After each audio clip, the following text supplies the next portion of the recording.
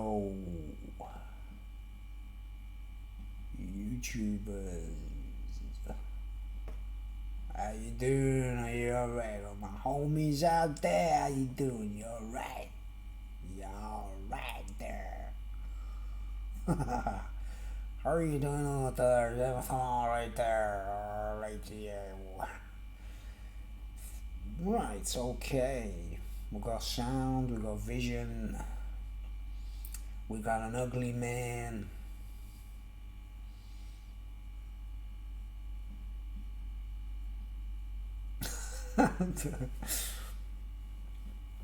Hold on. You're big.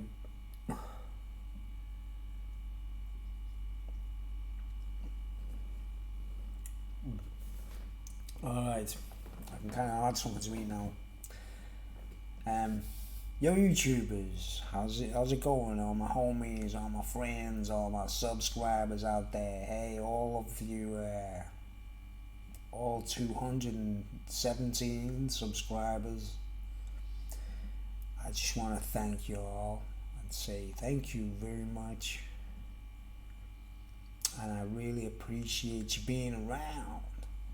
I really appreciate it. But there's a catch, folks.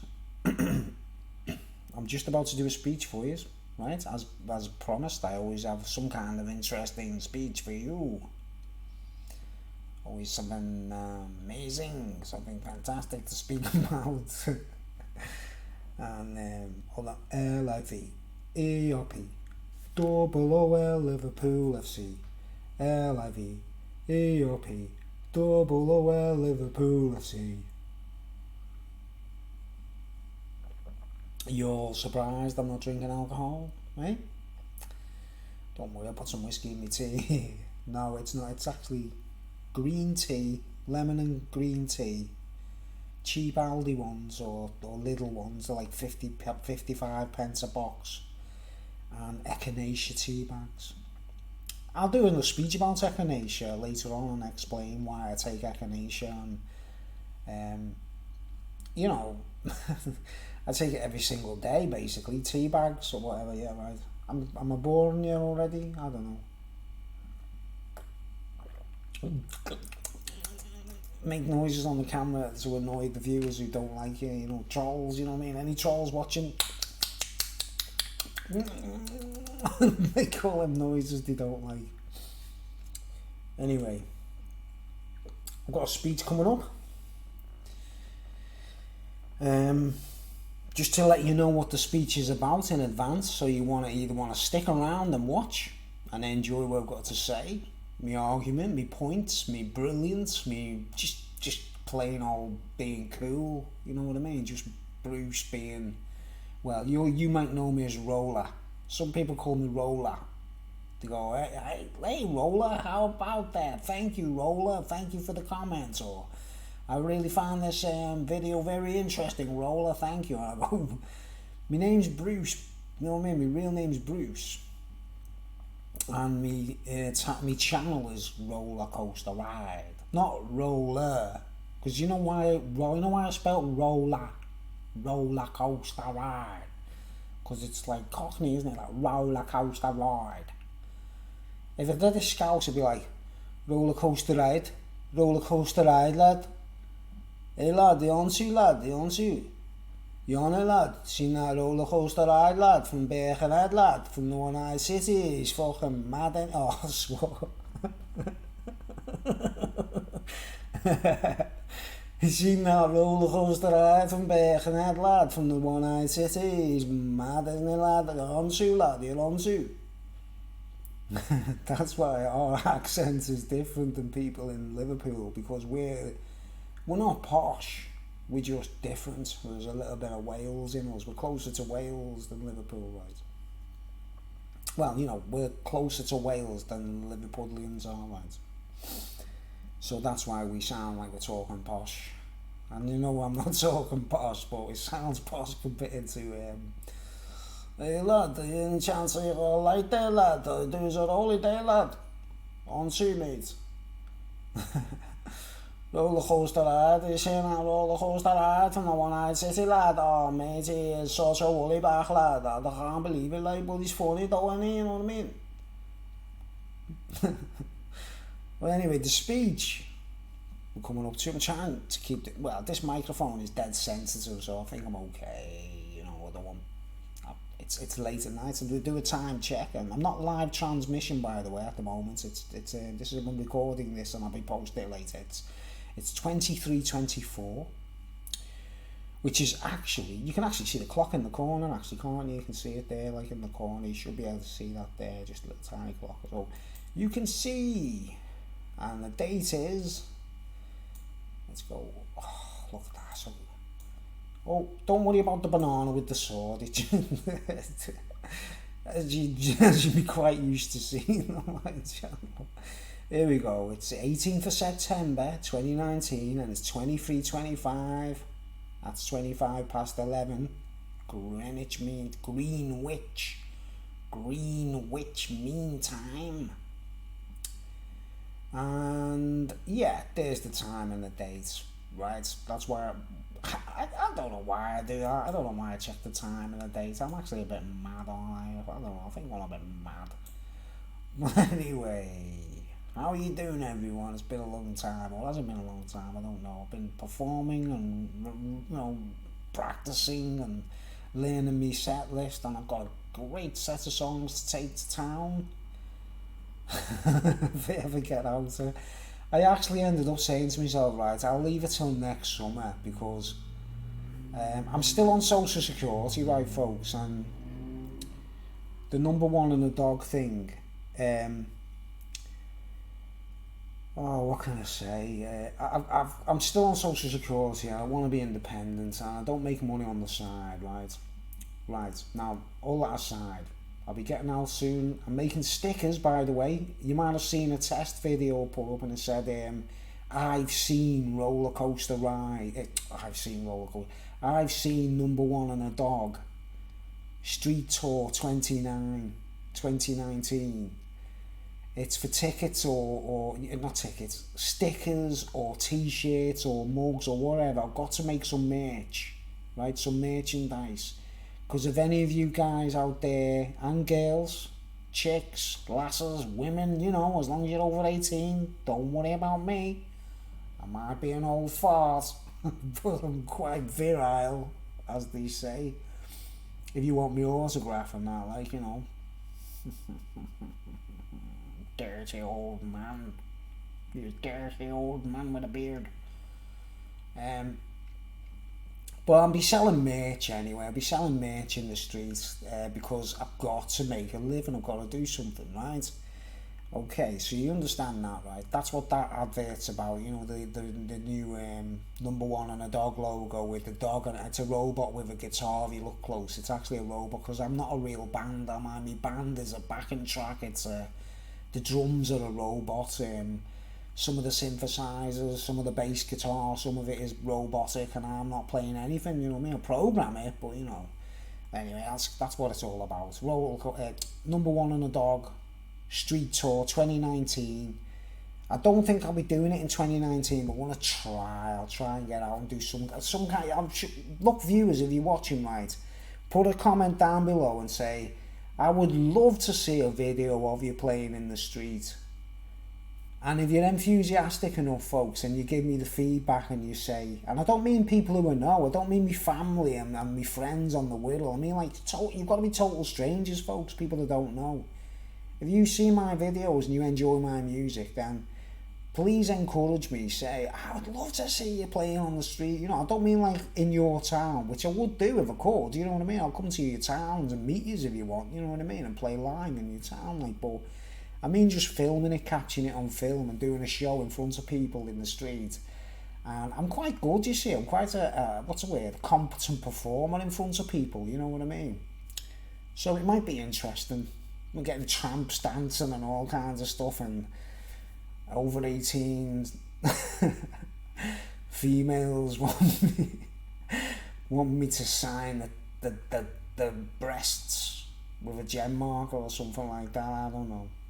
But the summer's nearly over anyway, and you know what it's like busking, playing guitar. You can't play in the winter, can you? You've got to be, you know, especially my kind of guitar playing. It's not just, I don't just belt out chords, do I? By the way, I apologise to anyone if you're epileptic or anything, and the flashing lights. It's the way my light on the ceiling. If I go to a particular angle, I apologise if you're epileptic. All right. Anyway, yeah. Hopefully I can do some kind of recording, but as long as I'm prepared for next summer, guys, I've got it all together. I've got the set together. I've finished.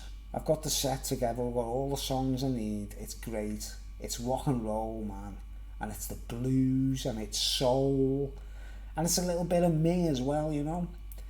But if you want to see me out and about before the end of this year, or before the summer completely ends and it gets freezing again, put a comment down below and say, I'd love to see you do your show. And if there's loads of comments, I like to please me viewers, alright folks. I don't do this for myself. I kind of want to leave YouTube. I want to leave the internet. So anyway, I've got a speech lined up for you, right? It's before I go into some congenial details, which I have to do, and I'm sorry to have to tell you, I might start having to ask for donations, right? I'll explain myself. Honestly, I'm not a con man. I don't want to get money off people to pay for me drugs or drink or anything like that. You know what I mean? I always buy my own drugs. But what I'm gonna do, if you take that seriously and literally, like, you know, you are Mary Whitehouse, do you know what I mean? But anyway, I'm joking, obviously. Mischievous grin, look.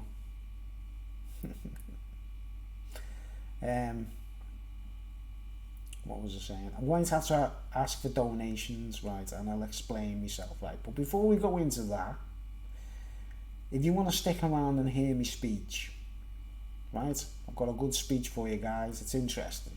It's very interesting. The speech, the title of this video, I know I waffle at the beginning, but it's the way I do. I'm like Ronnie Corbett, aren't I? Yes. You know when Ronnie Corbett sits in the chair and he does his little speech, like sitting in an armchair. The name of the speech, the title of the video will be When I, what can we call it, like my first and only jury duty. Alright folks? And all the implications and the complications of what happened to my life because I had to go on jury duty. Alright folks, that's me going to be my speech. Is that compelling enough for you? Do you want to hang around for the speech? Stick around, I've got something to show you. I'll tell you all about it. You might think it's good. I can't resist this. Look, you know, I filmed with Peter Cushing. What's it called? Top Secret. You know, Top Secret. Peter Cushing, and he goes like that. His actual eye is like.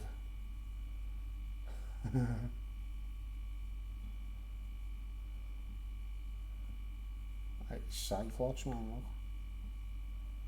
There you go.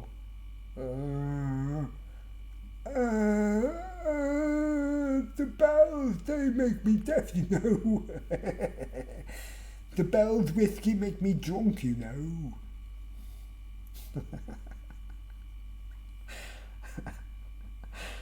Oh, well, I don't know. I'm not actually pissed tonight. I'm not drunk, alright. So, that's what my speech is going to be, right folks. My first and only jury duty, right? So I've done jury duty back in 1988, or I think it was 88. Maybe 87. And I think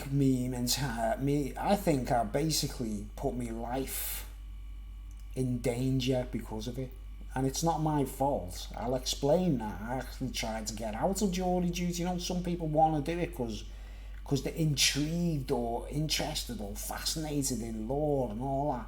I didn't want to go near the place. I didn't want to do it, right? But I'll tell you more about it after, okay? It was something I had to do, or I would have been arrested. Alright, that's what I was threatened. We will arrest you if you don't show up in the court tomorrow. Crown Court in Liverpool. HM, Her Majesty, HM, HM. Ring any bells? The bells, they make me deaf, you know. The bells whiskey makes me drunk, you know.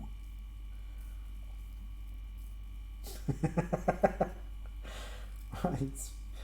So that's the speech. It's going to be a long one. I hope so anyway. My microphone's working, everything's recording. Apologies to any epileptics, by the way. That screen flash thing. Oh, what do I do? Close your eyes, epileptics, so you're not missing nothing. You can just listen to me if you have to. It's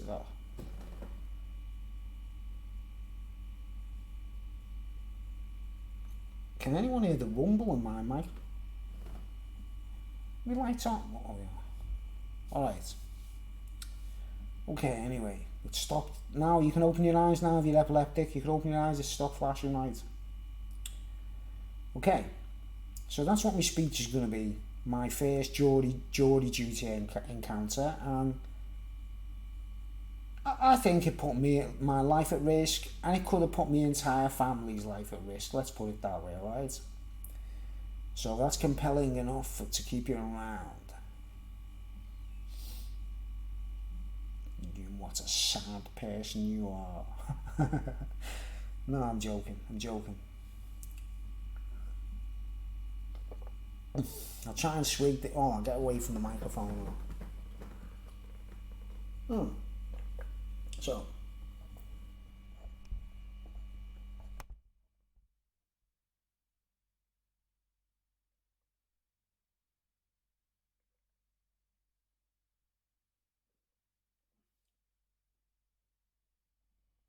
Okay, so I had to turn the microphones down there because some YouTube people don't like hearing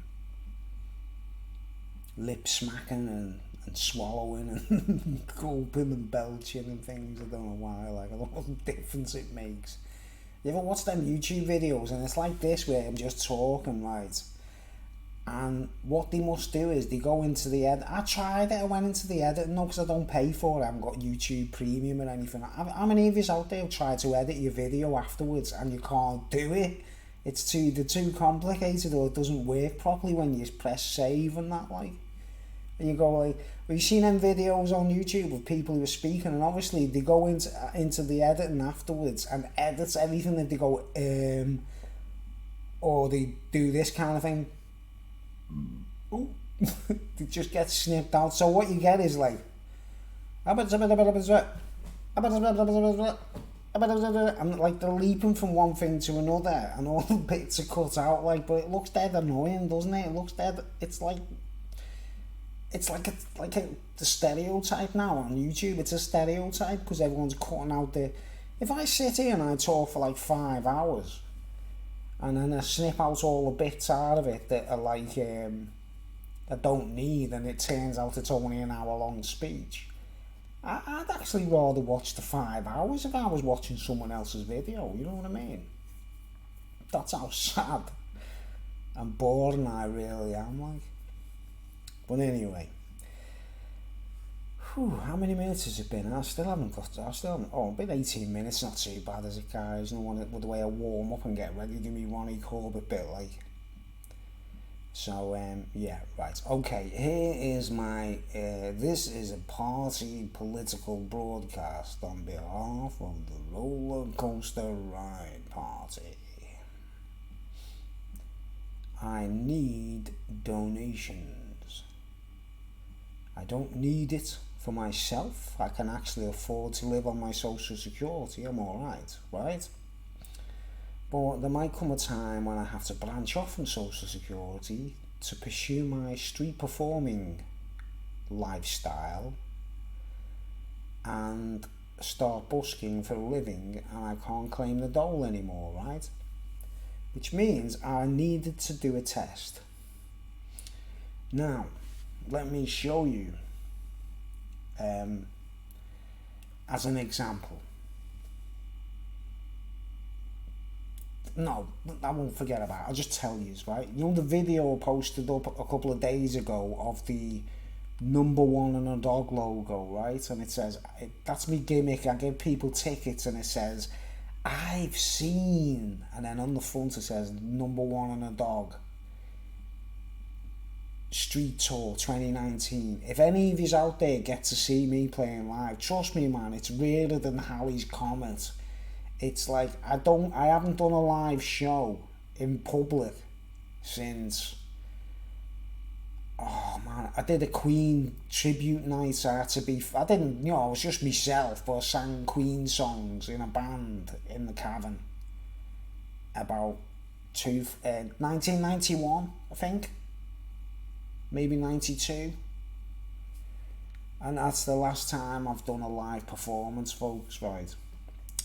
So it's a long time ago, and I don't go out and play live, I don't do gigs, I don't do nothing like that, but I'm going to, right? So if I ever come into the public and I play music, and it's going to be a rare sight, because I might pack in any time as well, you see, guys. It's not something I'm dedicating myself to lifelong. I would like to and get on with it. I'm 50 something, remember, I know I look young and that, like, and, a bit of a stud and that, like, but I'm 54, like, I'm not really interested in doing those kinds of things, but it's a good way of making money, isn't it, right? But anyway, if I go out and about live, if you get a t-shirt or a sticker and it says, I've seen number one and a dog live, then you trust me, it's going to be like a big deal. It's going to be rare, and you'll have to pay for it. Obviously, I'll say to people like, CDs £5 or £10. I think my CD is good. It's going to be a double album, right, folks? It's going to be worth £10 on the street. I'll sign it as well. I'll sign everything and number them and everything, limited edition, But there'll be a CD available anyway, right? And the stickers will be like, I've seen number one and a dog. Because it'll be like Halley's Comet. It'll be like or the UFO. It'll be, I'm telling you now, folks, seeing me live in the street is rarer than seeing a UFO, you know what I mean? So I think it's a big deal. So you get either the CD or the sticker or the cup or, like that, I've seen number one and a dog. I'm going to make some merchandise, but it's going to be a limited run because I'm going to be doing everything myself, right? So it's going to be a limited run. It's sticking up there, like.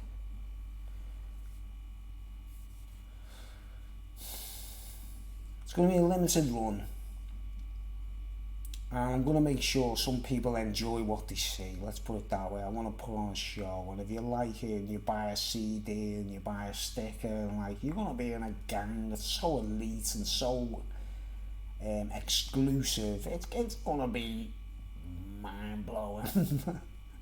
You'll be on a spaceship. Let's put it that way. If you've seen me live, folks, you are on my spaceship. Right? So enough of that, right? That's the point I'm making about that, right? But I have to ask for donations, right, folks? So guess what I've done for the first time since I've been on YouTube, right? Including me, remember my original channel was called King Bruno the Gaul. That's King Bruno, then D-A, da, like slang for there. Gaul, G-A-U-L. You know what the Gauls are, we used to fight the Romans and that, like Archimedes and that, like, say no more, nod, wink, wink. Used to fight the Romans and that. But I never monetised. Well, I did try and monetise my original channel, but I realised quickly that it's hard work trying to make money because you gotta like have adverts and all that, and I wasn't prepared to do that, so I stopped it like dead quick, and I monetised and unmonetised in like a matter of weeks, but I didn't make a penny, like. But you can do PayPal, can't you, right, folks? So, guess what I did? Check me, please do me a favour if you're watching this, if you can handle it and you get past the first 15 minutes or whatever it is now, like 25 minutes already. I haven't even got to my speech yet. But this is the main, like, I'll do another video just speaking about this specifically, but I'm just going to try and, I'm going to explain myself, guys. I don't want people's money for nothing. I don't want people, people are unemployed or people on a low income or whatever. You don't have to be bothered about this, right? But if I've got any viewers who are watching who are quite well off and they're minted, because you know me, folks, I've never asked for money off anyone, have I? You know, come on. I still haven't sold anything, you know what I'm saying? I don't make any money off YouTube. I'm not monetized, right?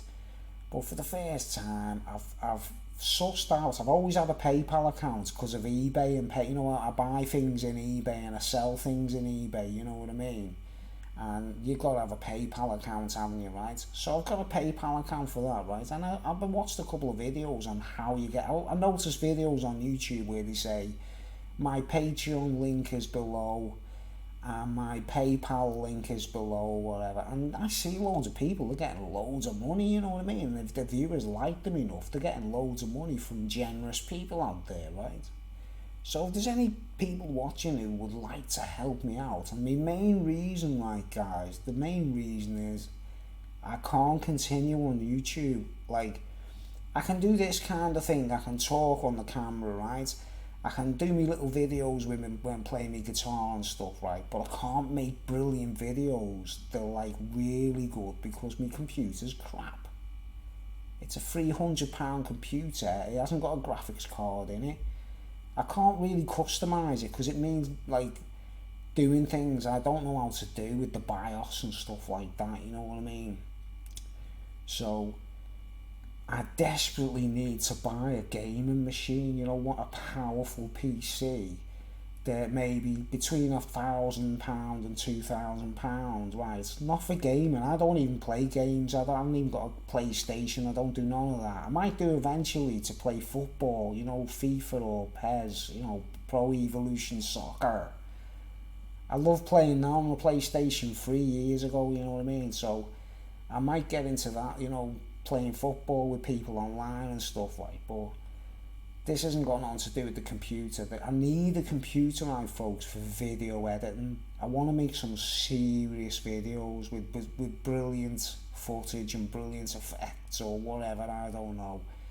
I want to make, if I'm going to stay on YouTube, because I'm not like blackmailing you or holding you to ransom, but I feel like my time is getting to a point where I'm getting tired with YouTube. I think people are spying on me. I think, you know, there's some of my subbers could actually be agents. I don't know. I've got 217 subbers. Some of them could be agents and they're just watching me and spying on me, and I don't like it, you know what I mean? If I wasn't on YouTube and I wasn't switching my computer on every day, I wouldn't have to deal with it, would I? Right. So I need a powerful computer that's ultra modern, that's brand new, that's never been hacked, it's never had any bugs in it, right? It's got a Ryzen processor instead of an Intel, because I hate Intel. I hate them. I was going to buy an Intel chip for my computer. I thought, no, I'll buy a Ryzen, you know, AMD Ryzen, which is like a powerful version. It's like a copy, isn't it, of an Intel, but it's not Intel, is it, right? I'd love to be able to just go out and buy a really like powerful machine. It's got all that stuff in it and the graphics cards and everything.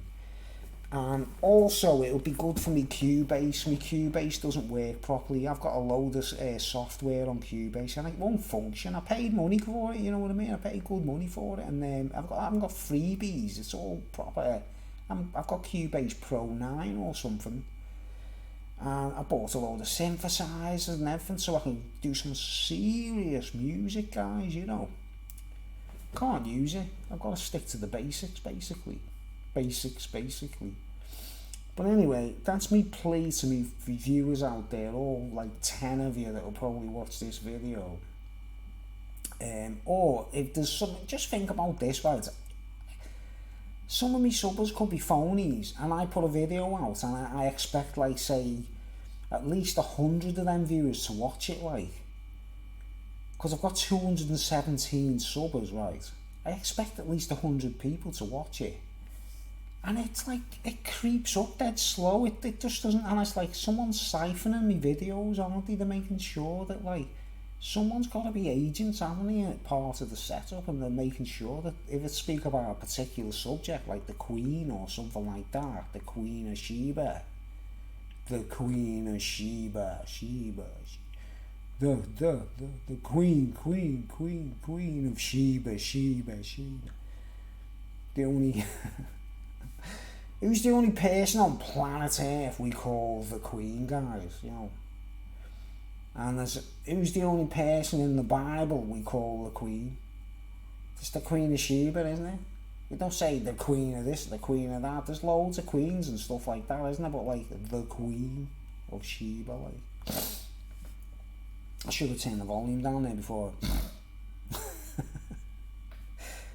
Anyway, so you get where I'm coming from. I hate asking you for money, guys. I don't really need money to live. I don't need money to eat food. I'm actually quite happy and comfortable, right? On my social security. I get my rent paid. I'm in a council flat, right? I've got all the musical instruments I need. I don't need none of that stuff. I don't have to buy any fancy instruments. I'm really happy with what I've got, right? Maybe one day I'll get sponsored by Yamaha, if you don't mind. You know, you bastards. Send me a motorbike and if Yamaha are watching, you know what I mean? Send me that motorbike and the guitar and the drum kit and the synthesizer, and I'll advertise them for you. Can't do it if you don't give me the stuff, can I? I'm joking. Right, but I don't need nothing like that, right? But I desperately need a powerful computer, folks. But you'd be happy with the productions I'll be able to do, you know what I mean? I'm limited, I can't do nothing. I can't do nothing with fast graphics or anything, like, it's really disappointing. Like, I'm in slow motion and oh man, look at this, mate. I'll shrink the screen and look at this picture, like, you know, this is an example of me nutty, like, you know. Oh, no. How do I get it on the screen? Oh, I don't know. Oh, but you see the banana there anyway. You see the banana with the sword. Well, that's like, I've got these cartoons that I drew called Bushido Bananas, right, folks? And oh my word, they're so funny, it's beyond belief. And I know how to, I've got like software like Blender and things like that. And I would make movies. I could make it like, you know, like Toy Story. I could do Bushido Bananas, the movie, like Toy Story, right? But my computer's not going to be fast enough, you know what I mean? I've been practicing with animation and stuff like that and thinking, wow, I don't want to I'm not trying to make money. I want to be creative and entertain my viewers on YouTube, whether it's comedy, music, serious stuff, what I'm coming up to in a minute. Right, but before I get off on that one, if you, under this video, I will put a link, PayPal, right? It's genuinely me, Rollercoaster Ride, right? I won't check, I can't check your details, I won't try and rob anyone or anything like that, you know, but you can trust me, folks. If you got a bit of money, I don't expect poor people or anyone like that, and I don't expect the people I know, you know, me friends and family. I don't expect anyone who watches my channel, who knows me, to donate to me, you know what I mean? You know, you could buy me a pint of beer every now and then, like, you know. I'm only joking. I'm talking to me friends, fellow artists and musicians I've known over the years, let's put it that way, eh? Right. But anyone who's wealthy enough and they could put a bit of money my way, right? If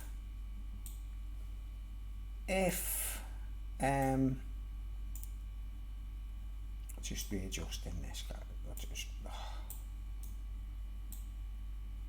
If you can send me the money, guys, like Bob Geldof, like send your money now, roller coaster ride, needs a fast computer. No. So send your money to Roller Coaster Ride. No. Send your money to Roller Coaster Ride on PayPal. No. So he can buy a fast computer and get his Bushido Bananas movie out there. And more importantly, make some wonderful, beautiful musical videos and stuff like that, right? That's my main goal, is to really put some effort into I mean, look at this. This is crap. This is like a fat, middle-aged man with a beard. You don't want to look at that, do you? You want to see something brilliant, don't you? You know what I mean?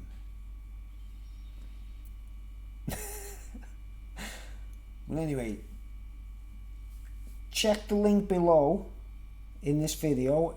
From now on, every time I put a video up, I'll put my PayPal link, right? But more importantly, right, I've never had a single payment from anyone. I don't know how it works. I've sussed out how to put a link there, right, and all that. Excuse me, my food is repeating on me.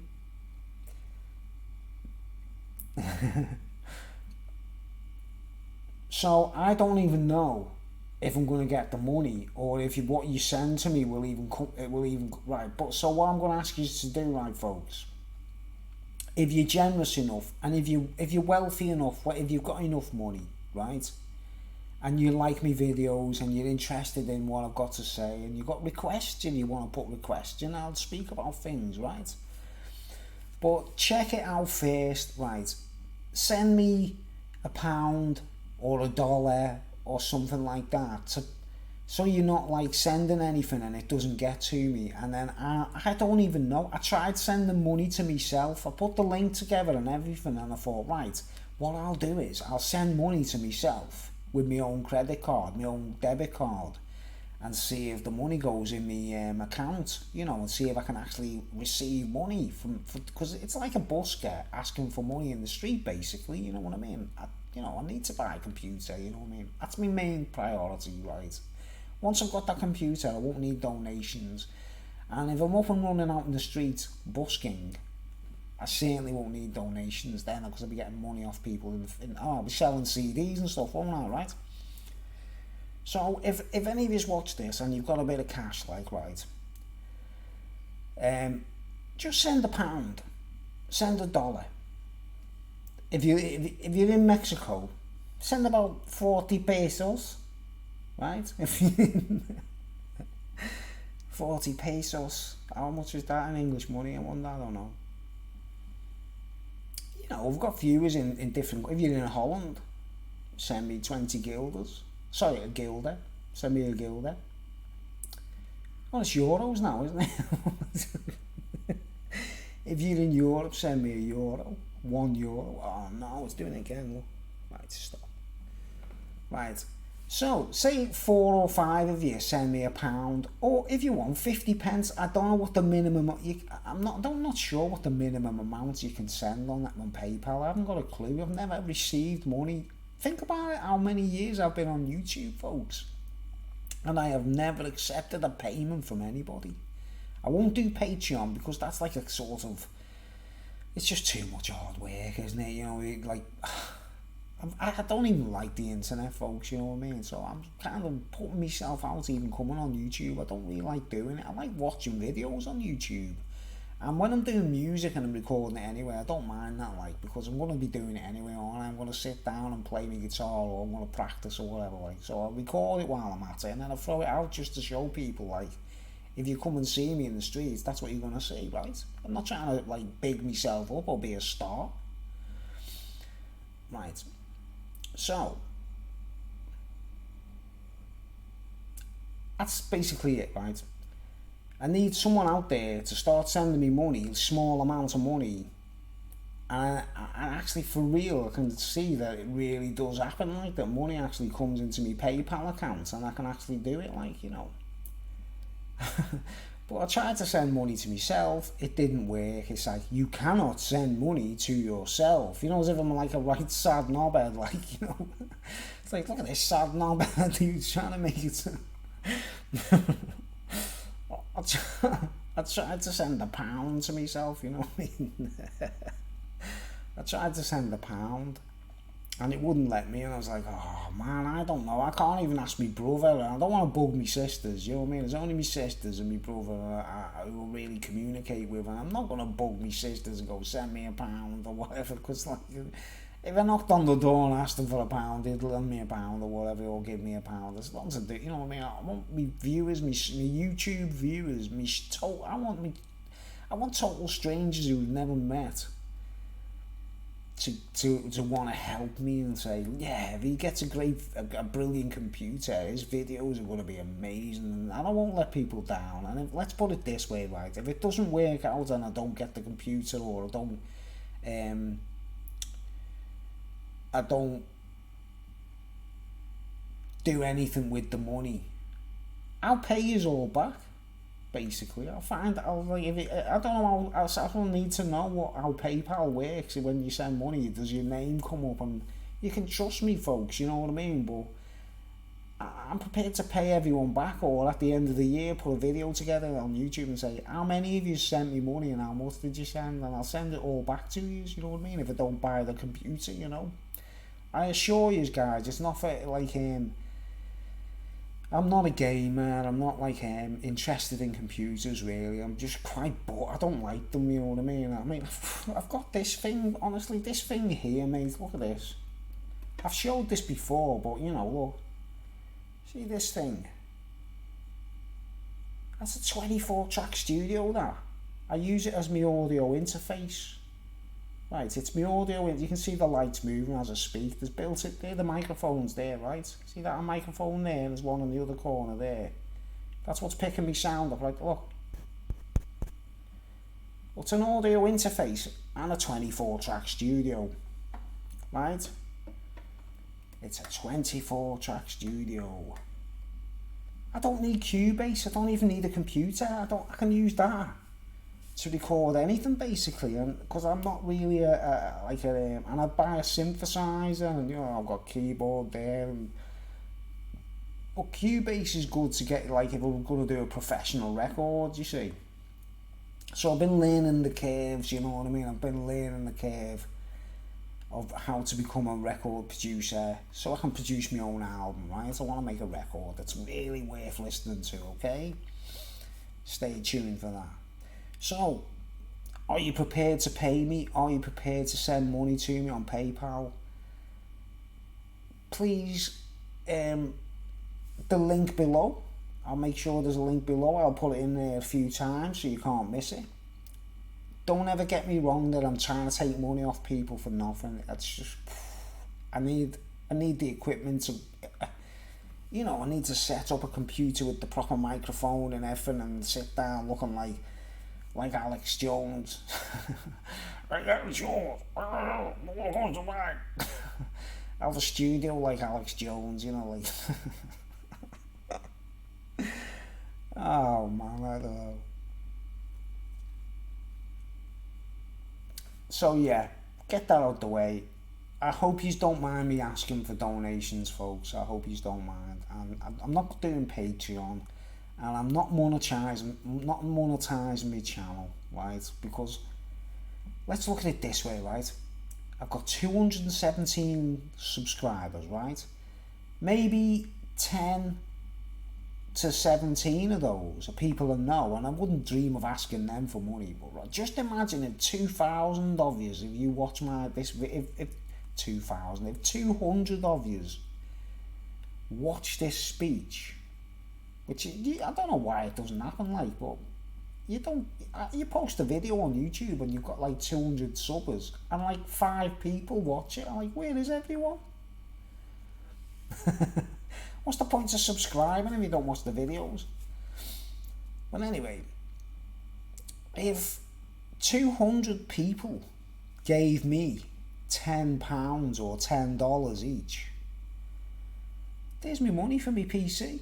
You know what I mean? For a really good piece, it's about £2,000. I put money to it myself. You know what I mean? I will actually save money and put money aside myself, but it's got to be ultra modern, all top antivirus, all, you know, so it's not hackable. I won't put any effort into anything, you know, folks, because I know I'm being spied on. I need to be. I've got to get like wise to blocking spies and people who don't want me. I've got military on me case and all kinds of stuff, man. You know, I don't know why. You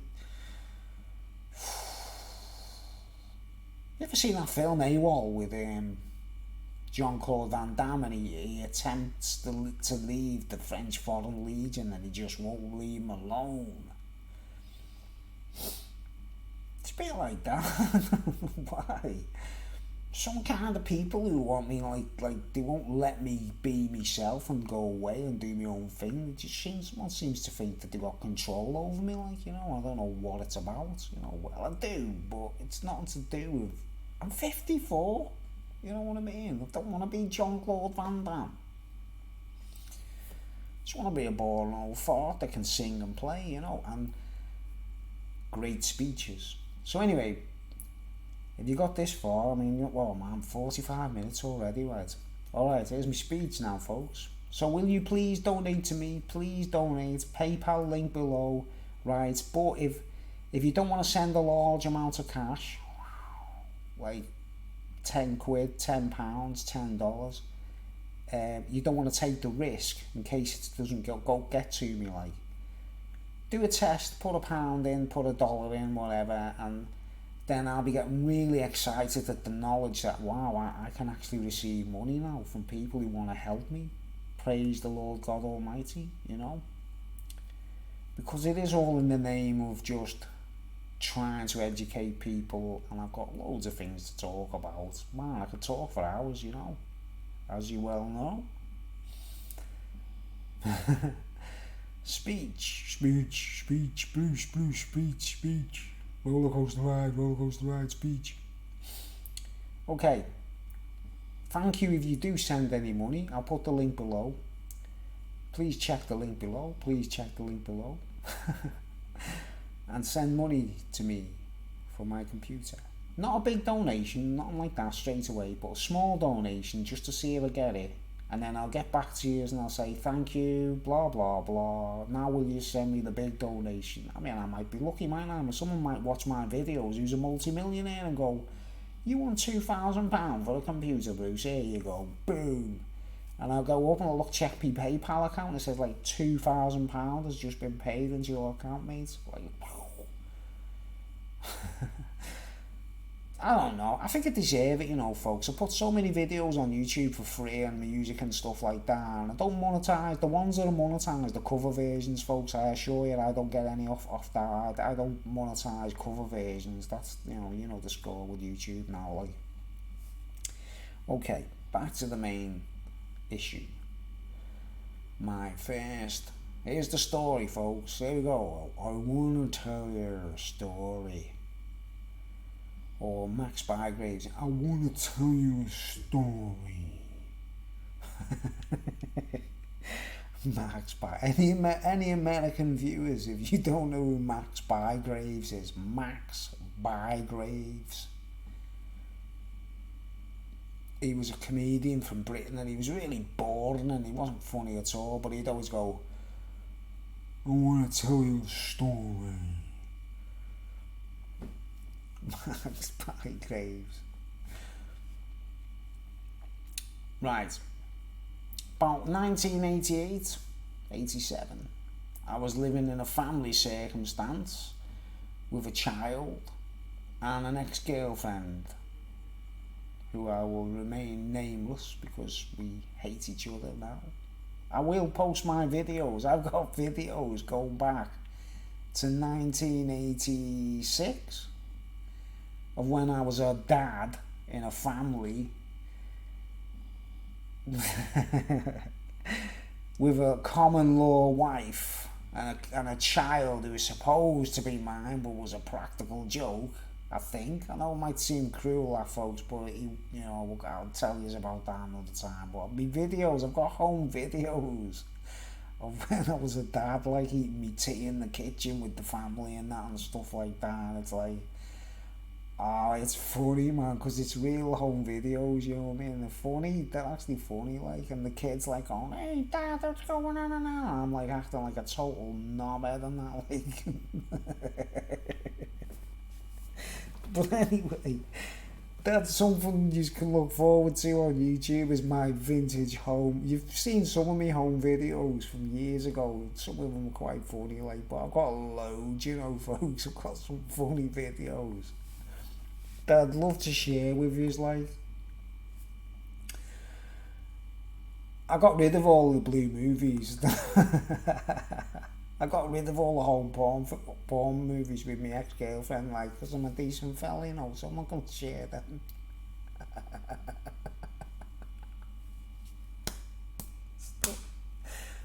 It's naughty that, please, don't say that.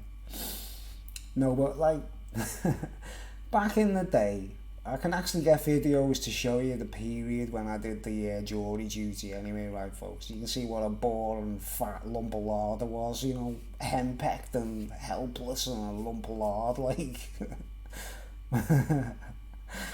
And I get a letter, right? Well, I'm living in this circumstance of I'm a family man in a common law circumstance, you know what they call common law. If you live with a woman for over 2 years, you're a common law. It's called common law marriage, isn't it, right? And I lived with this woman. I'd known her for years, you know what I mean, but like, we lived together for 5 years as a family. Probably the stupidest, naffest family you've ever seen. With an autistic kid, you know, like a fully autistic child, like the most naughtiest little bastard autistic kid you've ever seen in your life. But anyway, I get this letter that says, you have been chosen to go on jury duty. And I had no curiosity. I didn't want to do jury duty. I had no interest in it whatsoever, no matter what it was. If I was, you know, because some people want to do it, don't they? Because, like, wow, you sit in a law court and you watch the court case. I was like, no chance. I'm not doing that, mate. And I got the letter, and I was actually delivered to my mum's house where the mum and dad lived at the time, like. And my dad was there, and he went, I picked the letter up and went, oh, I've been asked to do jury duty. And my dad looks at me and he goes, yeah, chabby bastard. I've always wanted to do that and I've never been asked. And I looked at my dad and I was like, I don't want to do that. Because you could have to do something bad, couldn't you? You could have to see, it could be a murder, it could be a rape, whatever that case is. You don't want to watch, do you? You don't want to know. I'm not that nosy, you know what I mean? But anyway, I get to the letter. And I was like, I don't want to do that, you know. So what I did was, like, you know when you go to school and you go, you phone in sick. You go, I'm phoning in. You know, in school you go, I can't come to school today, I've got a tummy ache or whatever, like. I tried to do that with jury duty, right? The day I was supposed to start, you get 2 weeks, you're on it for 2 weeks, right? This was about 1987, right? This is why, like, this is 1980s in Merseyside. Remember, I'm in the Wirral. I lived on the Wirral at the time. I lived in Wallasey and the Wirral, right? And in Liverpool, 1980s was like drug city, mate. There were like more heroin addicts in Liverpool and Merseyside, or on the Wirral where I lived, than there was in New York. You know what I mean? It was ridiculous. I'm hoping this doesn't. The levels are okay. So anyway, I get this letter, right? And we're talking the 80s, peak time, heroin addict city. And I get this letter, you gotta go on jury duty. The day come when the first day of the 2 weeks started, I was supposed to be there, and it's like going to work, isn't it? You gotta be there for like 9 o'clock in the morning or whatever, you know what I mean? And I was living with my ex-girlfriend in Wallasey in the family circumstance. And I was basically, I couldn't do it, you see. I was thinking, I can't get up in the morning going to Liverpool to law courts when I've got to, like, be a dad and all that crap, you know, in me joke, trick family life. So I went to the telephone box, or I went into the post office to the telephone box because I didn't have a mobile phone, or no one had phones back then, like if we were poor, like, you know. I phoned the law court and I said, hello, I'm supposed to be in on the jury duty this morning. I'm supposed to be there, like, but I'm not well. I've got a really bad stomach ache. It's got like a case of gastric. You know, I basically said I had the shits. I had diarrhea. You know, to get out of it. Like, I was like, I've got the shits. I've got diarrhea. So it's all right then. I can't come. All right. The fella on the phone goes, if you don't appear here tomorrow morning, we are sending a police car to arrest you for contempt of court, for refusing to do jury duty. He actually threatened. Now, if anyone's watching who I had to do the jury against, right, that's the first point I want to tell you is your bell ends, right? You know, if you're a heroin dealer or whatever from Liverpool or whatever, and you don't like me because I was on jury, like, you've been trying to kill me all this time, like, please let it be known that I actually refused. I actually tried to get off the jury duty, and they threatened to arrest me, right? So there, right, I think that was a bit of a warning sign or a red flag that there was some kind of stitch up going on, that they wanted me there for some reason, right? Why didn't they just say, because I was lying. I was telling lies. I was actually blagging and to say I had the shits, right? There was nothing wrong with me, but I didn't want to do jury duty, right? What's wrong with them just going, okay, Mr. Williams, if you're not well, we'll get someone else, because they always have backup, don't they, when you go in there? There's not just like 5 people who are going to do the... They have like a canteen full of people who all... And you get your name called up and it's like your turn, and your name might not get called up. There's people go there and they don't even get called up. Do you understand? It's mental. Someone in the know, the Crown Court, they wanted me there. They wanted me there, right? So anyway, I shit myself. I'm like, oh my word, they're going to arrest me if I don't go tomorrow morning. I actually expected them to just say, yeah, all right, Bruce, okay, Mr. Williams, you know. No. I had to be there the next morning. So I did what they told me. I went there the next morning, I shit myself. I thought, oh my word, they're going to arrest me if I don't go. So I'm in the law court the next day. And I sat there and I got called up for the first case, even though I'd missed the day. Even though I'd missed the day before, the Monday morning, and I wasn't there. Tuesday, straight away, well, Bruce Williams, Mr. Jones, Mr. Thompson, blah, blah, blah. We all get called up for the jury for the first case, right? The first case, it was a man who, let me explain it basically, right? He was a guy who was being done for theft, right? Now, this was 1987. When you're actually on the jury, they tell you not to tell anyone about it, don't they, right? This is the irony. This is what I can't believe how twisted our legal system is, right, folks? The judge tells everyone, if you so much as mention a word to this to your wives, to your mothers, your fathers, your family members, any of your friends, if you talk about any of this case while it's going on, you can be arrested and put in jail, basically. But, right, if the person who's in the court has got friends or witnesses or people who are going to do a character reference or whatever, they can all sit in the gallery watching the very same court case, right, and allowed to go home and talk about it. What's the point in making the jurors swear a vow of secrecy when there's people in the gallery who can just go home and talk about it? It's mental, right? I can understand it was a world, like something like the Nuremberg Rally or something, or the Nazi criminals or something like that. But this is just the average Liverpool crime world. You know what I mean?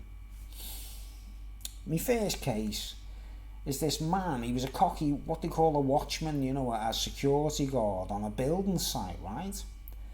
And he was accused of stealing all the central heating systems.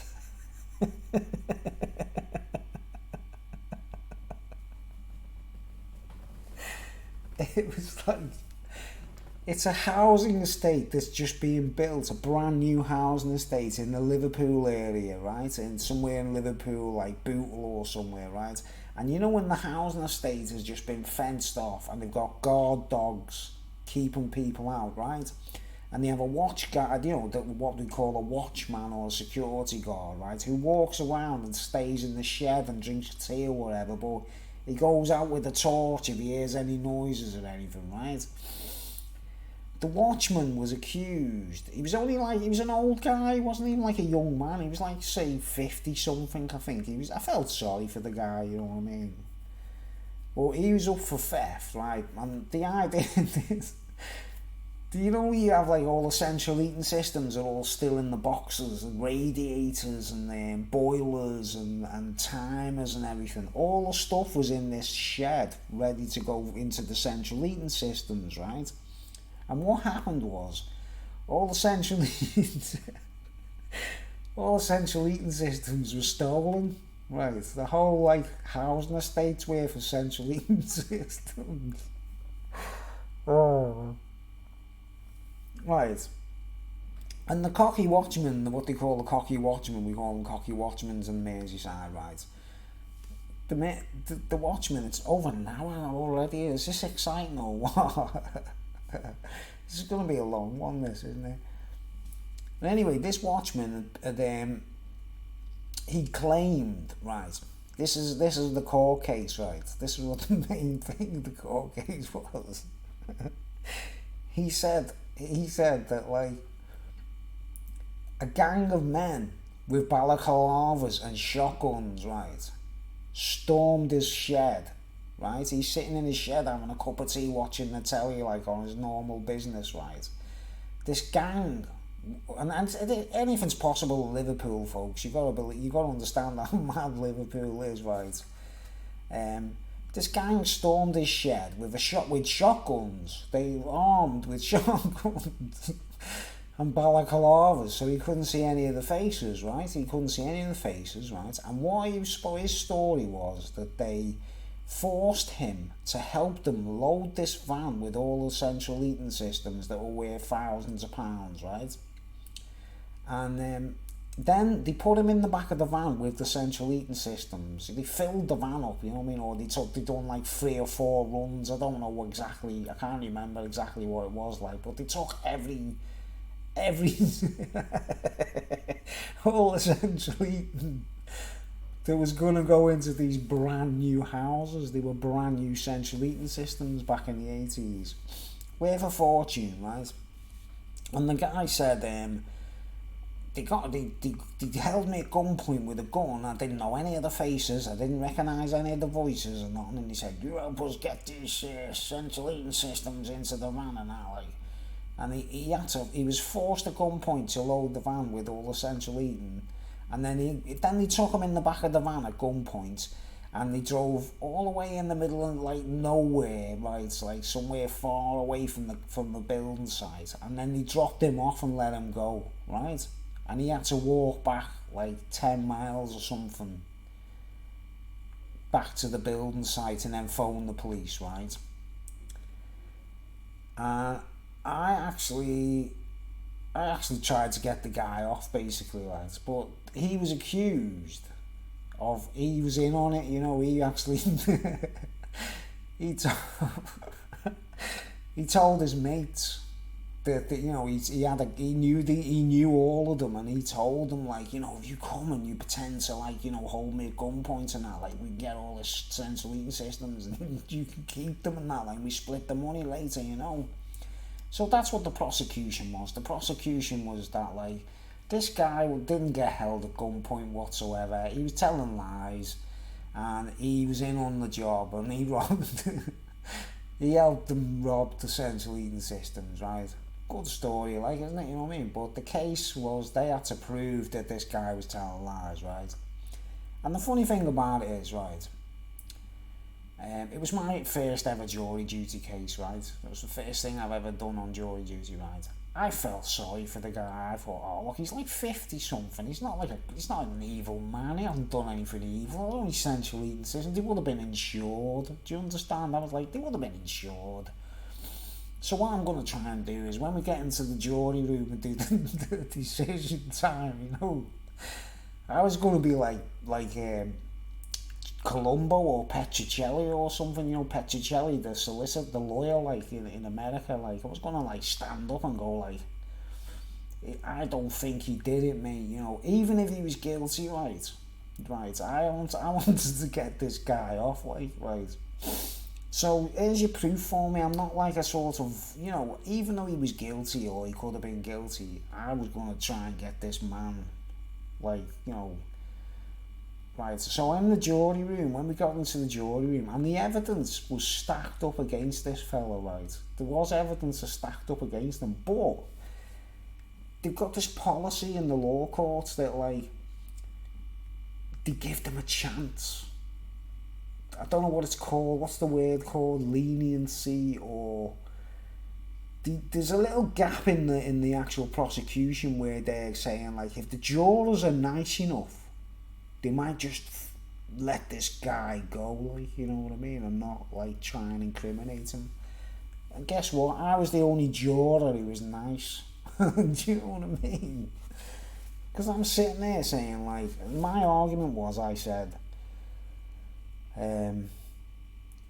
look, guys, I know he could be guilty. This man could have done this, right? You know, he's arranged it, and you know, he's in on it, like, but, like, this was my argument. I said, the prosecution hasn't actually proved that he's guilty. They had, like, you could join the dots and assume he was guilty, but there was no 100% proof that that guy was guilty, man. Even if he was guilty, do you understand? Because he didn't confess to it and he didn't admit to it, like, right? And his story was believable, you know what I mean? Especially in Liverpool. And he was 50 something, and I felt sorry for him, and I just thought, I'm going to try my best. And I sat there, right, and I was like, I don't care what you say. Every other juror, there's 12 of us in the room, right? School teachers, doctors, I don't know, we were all like ordinary people from different worlds, you know? Right, and I went, look, I don't care what you say. The prosecution has not proved that he's guilty. Tried to be a smart arse, basically, right? Then this fella goes, oh, look, mate, how long, is this your first day? And I was like, yes, it's my first day on jury duty. Man, we've been here for nearly 2 weeks, lad, and we've seen cases come and go. We know now when people are guilty or not, we can just tell. And we know he's guilty, and we're all saying guilty, right? And there was 11 people all arguing with me. I was sitting there like that going, but you don't understand. The prosecution, that's what I kept saying. The prosecution. In the back of my head, I was like thinking, this poor man, he doesn't have to go to jail or be fined, or, you know, because he could have gone to jail, you see. I didn't know if they were going to fine him, or... I was like, this guy, he hasn't done nothing really bad, you know, if it was rape, if it was murder, yeah, you know.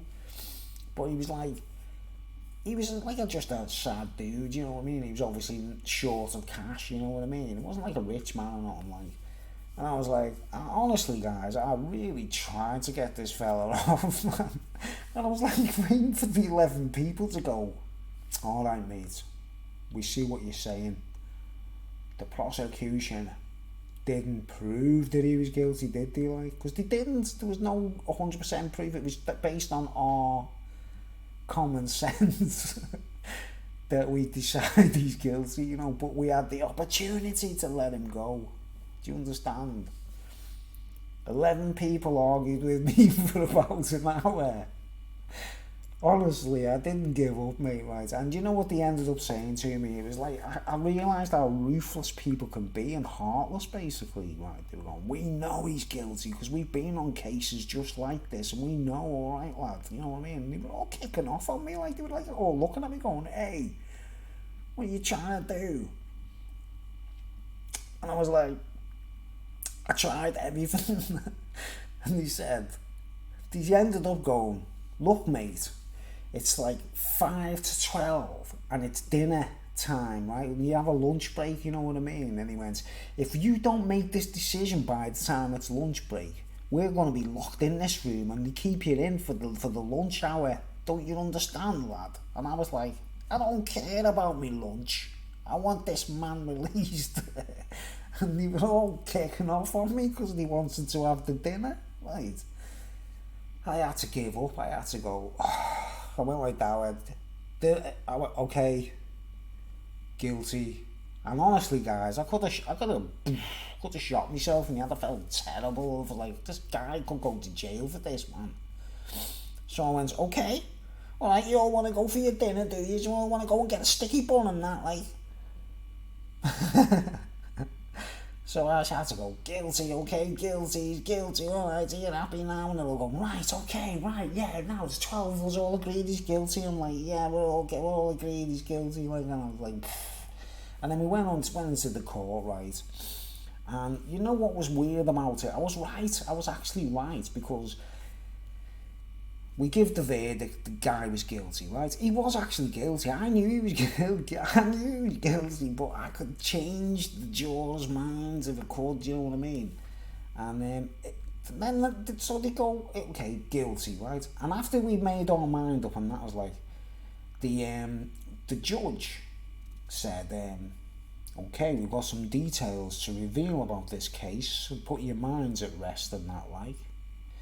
We had these facts here. We left this out of the court's information. What's the word? The proceedings.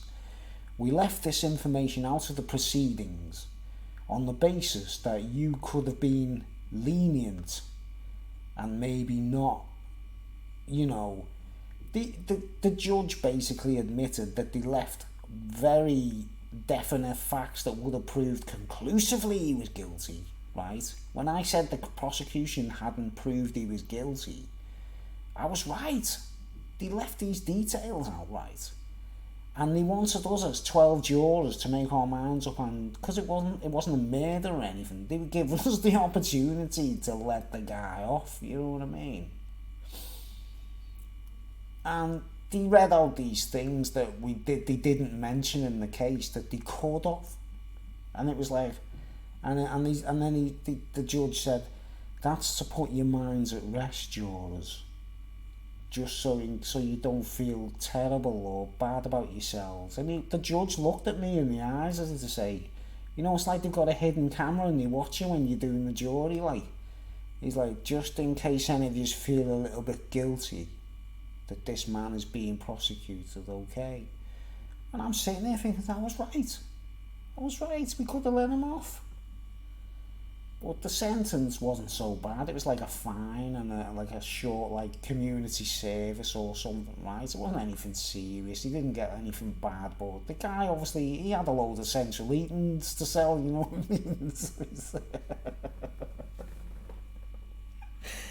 It was going to be warm all winter, that's all I know. Right, so that was the first case, right? Now, that launched me and prepared me for what was coming next, right?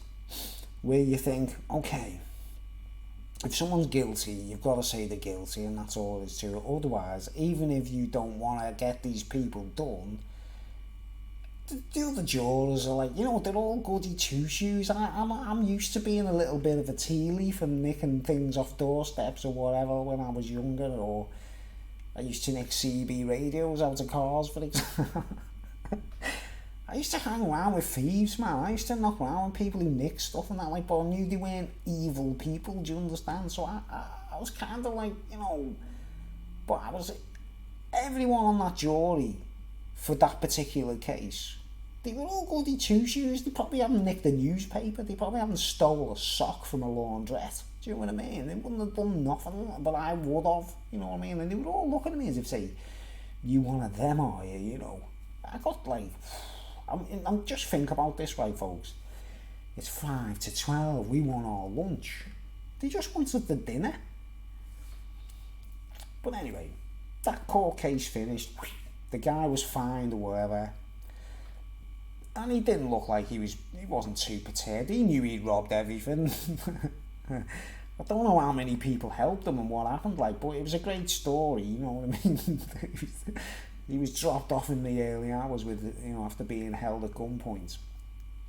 Which was complete bullshit, like, obviously, but all that matters is I tried to get the guy off, you know? And the 11 jurors all didn't want to do that, like. I was like a bit miffed. I was like, what are you? Like, you're animals. You got no heart. What's wrong with you? Right, second case. So I'm there for 1 week, and that was the first case. It lasted about a week, right? Had to keep going in for 2 weeks, right? Next thing, the second case. This was it, and oh my word, this is where we entered into the Liverpool underworld. Heroin dealer.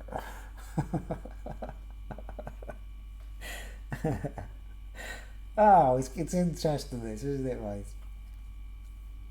But anyway, got a few complaints about Her Majesty's law courts and that regarding this one, like. I knew the guy who done the central eating. He wasn't going to come after me, was he? He wasn't going to kill me and all my family. Because, like, I'm going to have you and all your family because I'm going central eating's here, mate. He was a good fella. He wasn't a bad fella. He was a nice fella, actually, you know what I mean? God bless him wherever he was or is, you know. He's probably dead by now, like, but I really tried to get you off there, mate, if you're out there, like, bloody snitching bloody 11 jurors who were... But anyway, second case. This man, blah blah blah, the accused, I won't name his name. I'll name his name on YouTube, shall I, folks? But anyway, I won't do that. This was back in the 80s. Now, back in the day this was happening, 1987, I'd only just started smoking a bit of weed, guys. I'd only just got used to having a toke pot every now and then with my ex-girlfriend. We used to smoke weed and laugh at the television, you know what I mean? Very minimal. Honestly, trust me, I was 25, 26, maybe 27. And I'd only just started smoking a weed. What? Oh no, they're coming after me. Because I admitted smoking weed. I was 25 and I'd only just started getting into that. You know, just to, like, for the laugh and that, you know, the way people do, like, it's legalised in Canada now and the Queen won't legalise it here and stuff like that. It's crazy, isn't it? But anyway, I'm used to just seeing weed when this is going on, right? So you've got to bear in mind my conception and my the way I was thinking of, like, whoa, heroin, whoa, what's going on? I had friends on the Wirral who became heroin addicts. I had, like, loads of friends who were new, and we call them bagheads. So, like, they became bagheads, the bagheads and that, like. I'm not giving them any stick, you know what I mean? I understand the way of the world, and it could have happened to anyone. I've been targeted to be a junkie, you know what I mean? To try and get me addicted to drugs. I've been through everything, guys. I've got a lot to talk about on YouTube, and I'll just talk quite openly about it, okay? But anyway, I'd only just been starting to smoke weed when all this was on, right? The accused, he has been accused of selling heroin, right? And the case was, I won't name the exact area of Liverpool, right? It was a famous area in Liverpool, right? And what was going on was a bookie shop. It's getting interesting, this speech now, isn't it? I told you want to wait around, didn't I? You're interested, aren't you?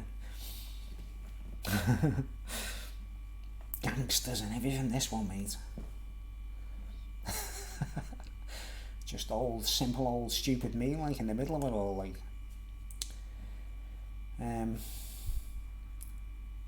It was a betting shop, right? What we call a betting shop. gamblers, you know, bookies, bookie shops, betting shops, you know, the places you go into and loads of men standing there looking at TV screens or whatever, and they put bets on horses and greyhounds, right? This famous betting shop in Liverpool, people would go in there, make it look as if they were having a bet on the horses, right? And in amongst the people that worked in the betting shop, and some of the people that were in there, they were dealers, right? And you just go in and you'd hand your money to them and they'd give you a bag of heroin, right?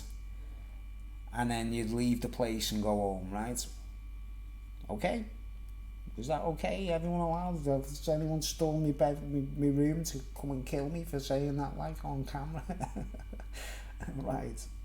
Now, here's where it gets interesting, right? This particular betting shop, the police suspected. The police, you know, the coppers, Her Majesty's Constabulary, you know, not me, Her Majesty's Constabulary, not Bruce, not me, you know, I'm a juror, right? In case any of the people are watching this that were in the gang that all got arrested, right? Because remember, I know the guy's real name, who was you know, I know the man's name, right? Think about that, guys. Alright, I'll try and explain things in graphic detail without saying too much, okay?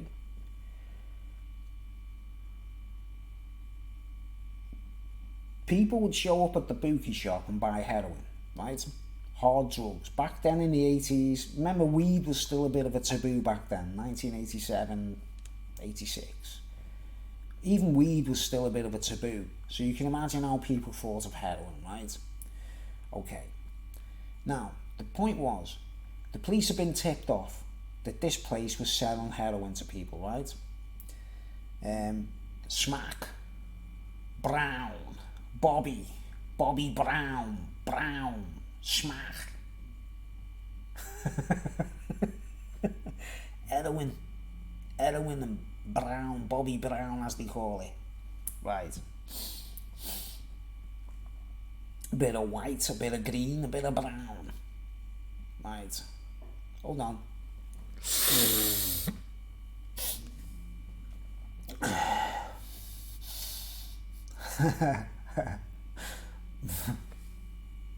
Eat my bogies. Alright. Try and explain this like in detail. I want people to see this. I want to explain myself, you see. I'm hearing voices. But anyway, the police were tipped off that there's this gang selling smack from a betting shop in Liverpool, right? So, what the coppers did, the police, what they did was, they had a property opposite over the road from the betting shop, right?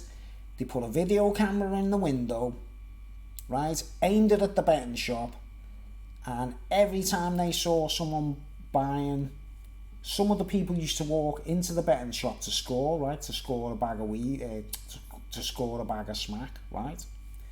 Some of the people used to just go to the doorstep and wait, and the person would come out of the betting shop and hand them a bag of smack, and they give them the money, and it'd be like really quick transactions, right? Right?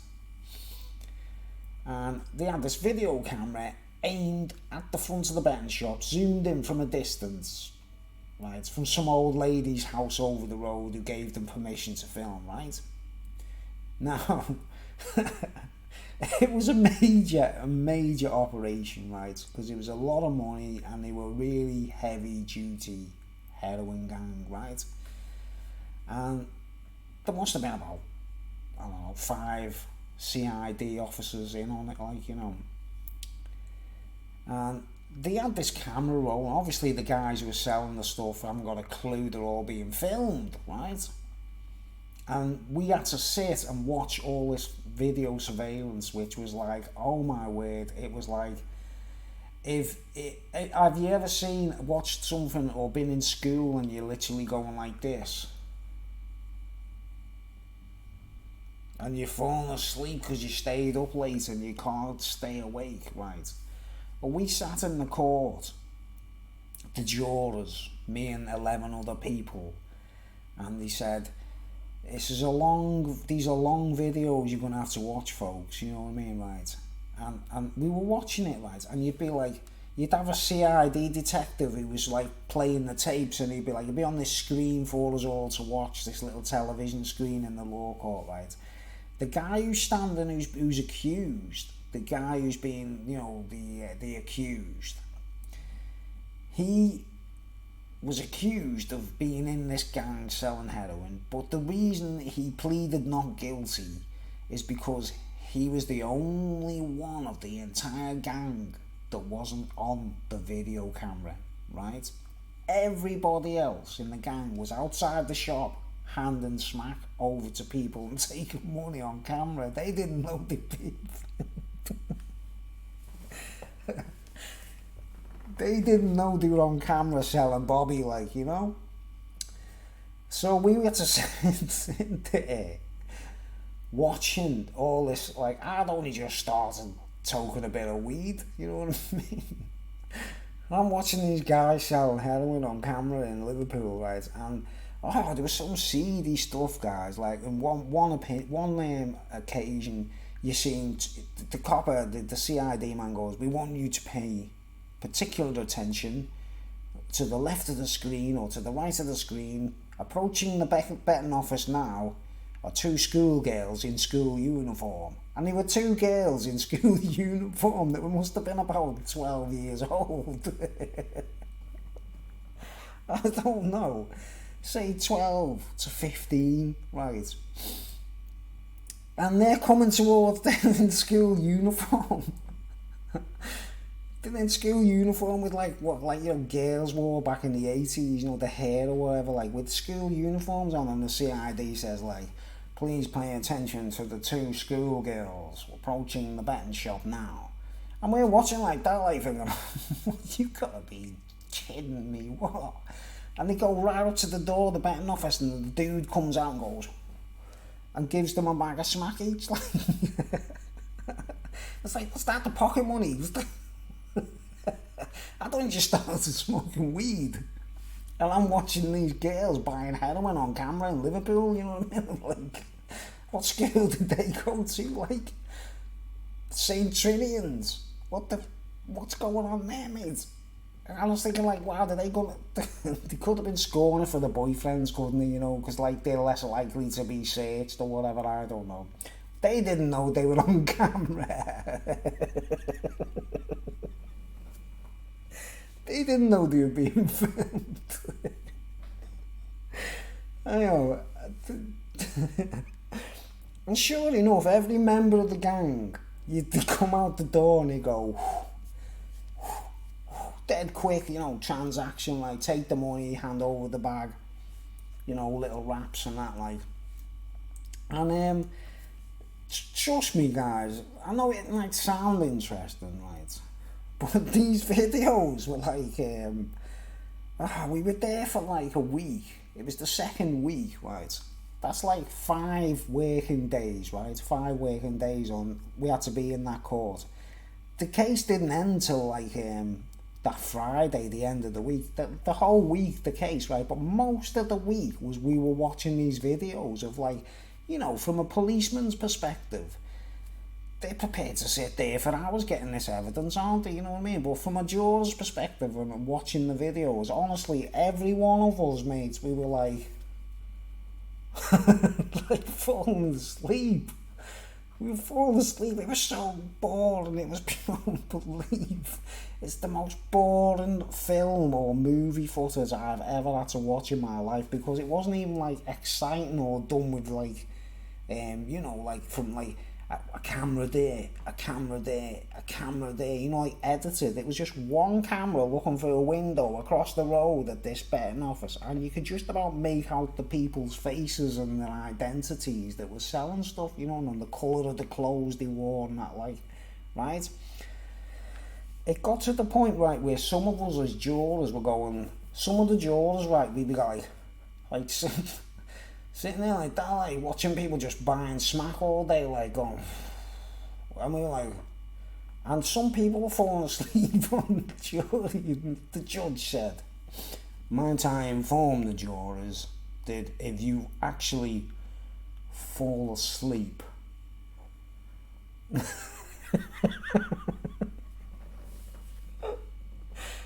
you will be arrested and for contempt of court, right? They actually made us watch the video, and if we fell asleep, we would have been arrested, right? And you know what he said? He said, you will be arrested for falling asleep on the jury, and if you're sitting in between two other jurors, those two jurors will also be arrested because they didn't wake you up. I'm not kidding you. That's what I was, and all of us were like this, like falling asleep, and then we got told if we fall asleep we will be arrested, and like actually we were going to get done as well. I mean, like, what on earth does the Queen need, mate? What does the Queen need? What did she need? A new pair of shoes, a new hat or something that week?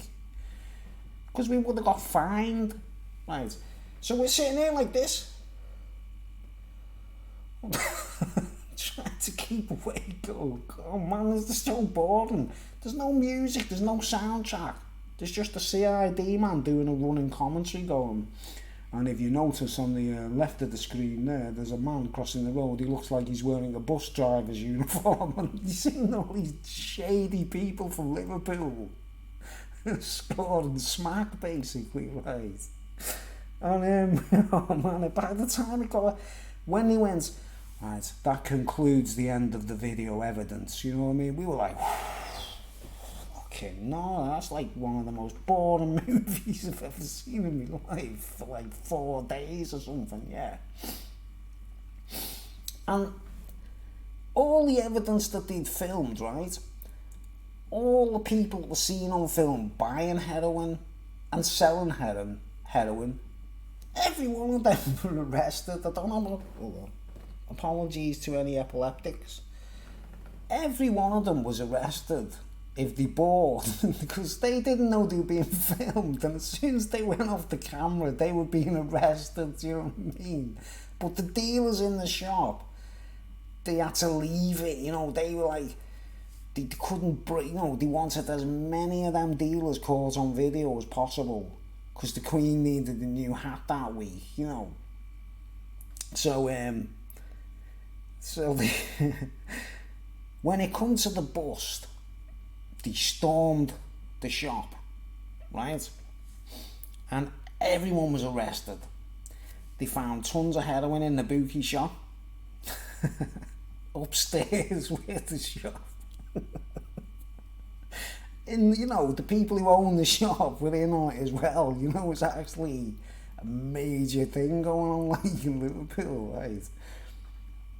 They found tons of heroin. They found loads of dudes sitting there, all, you know, with pockets full of money and like pockets full of drugs to sell. And loads of people were arrested, right? And they went, right, we've got all of them. They've all like pleaded guilty, right? But this one guy who's up in court, it was just for this one man. He pleaded not guilty, right? Because his solicitor advised him to, right? Because he was the only one that, he wasn't in the shop when the bust happened, right?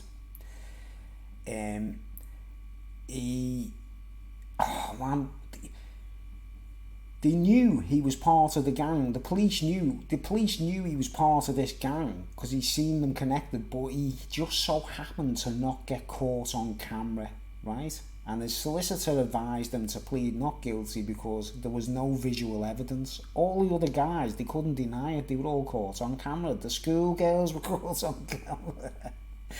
They ended up going to bad girls. You know what I mean? They were all caught on camera, except for this one fella. So he played crafty and pleaded not guilty, right?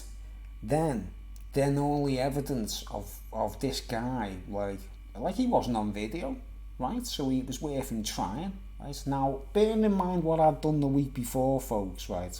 What do you think?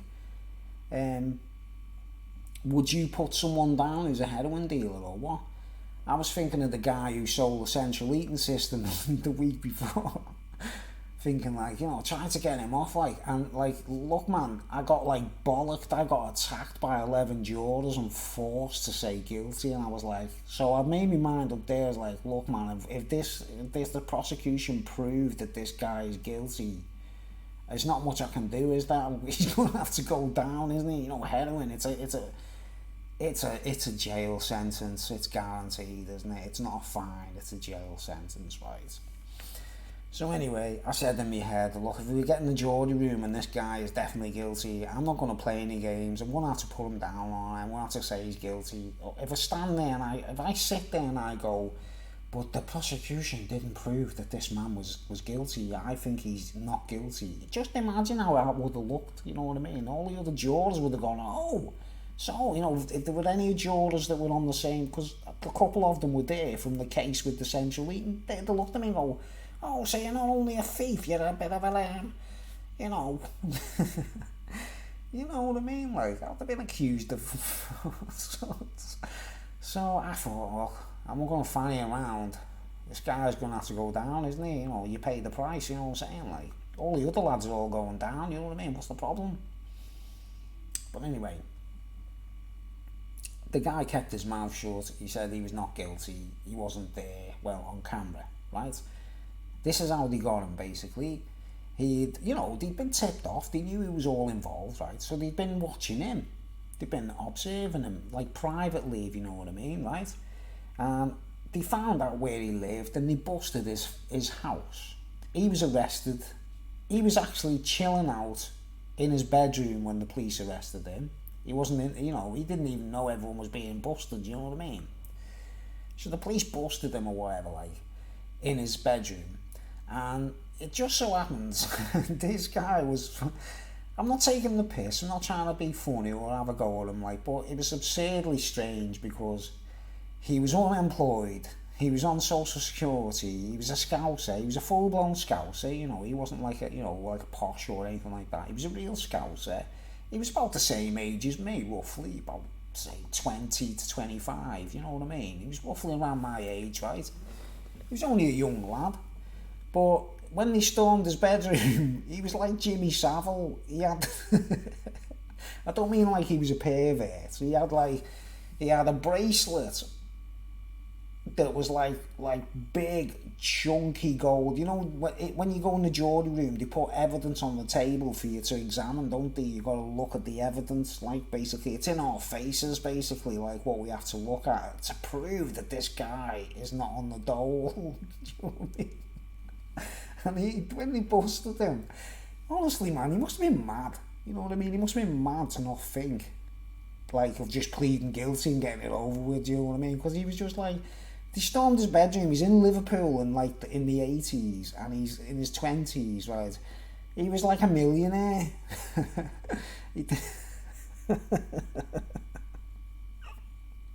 He had a designer bracelet made of gold that was like something Jimmy Savile would wear, you know what I mean? Like a big, like, bold gold bracelet, the identity bar there with you put your name on and that, like, big chain, right? 9 carat gold, like, but it was only 9 carat, but it was like huge, mate.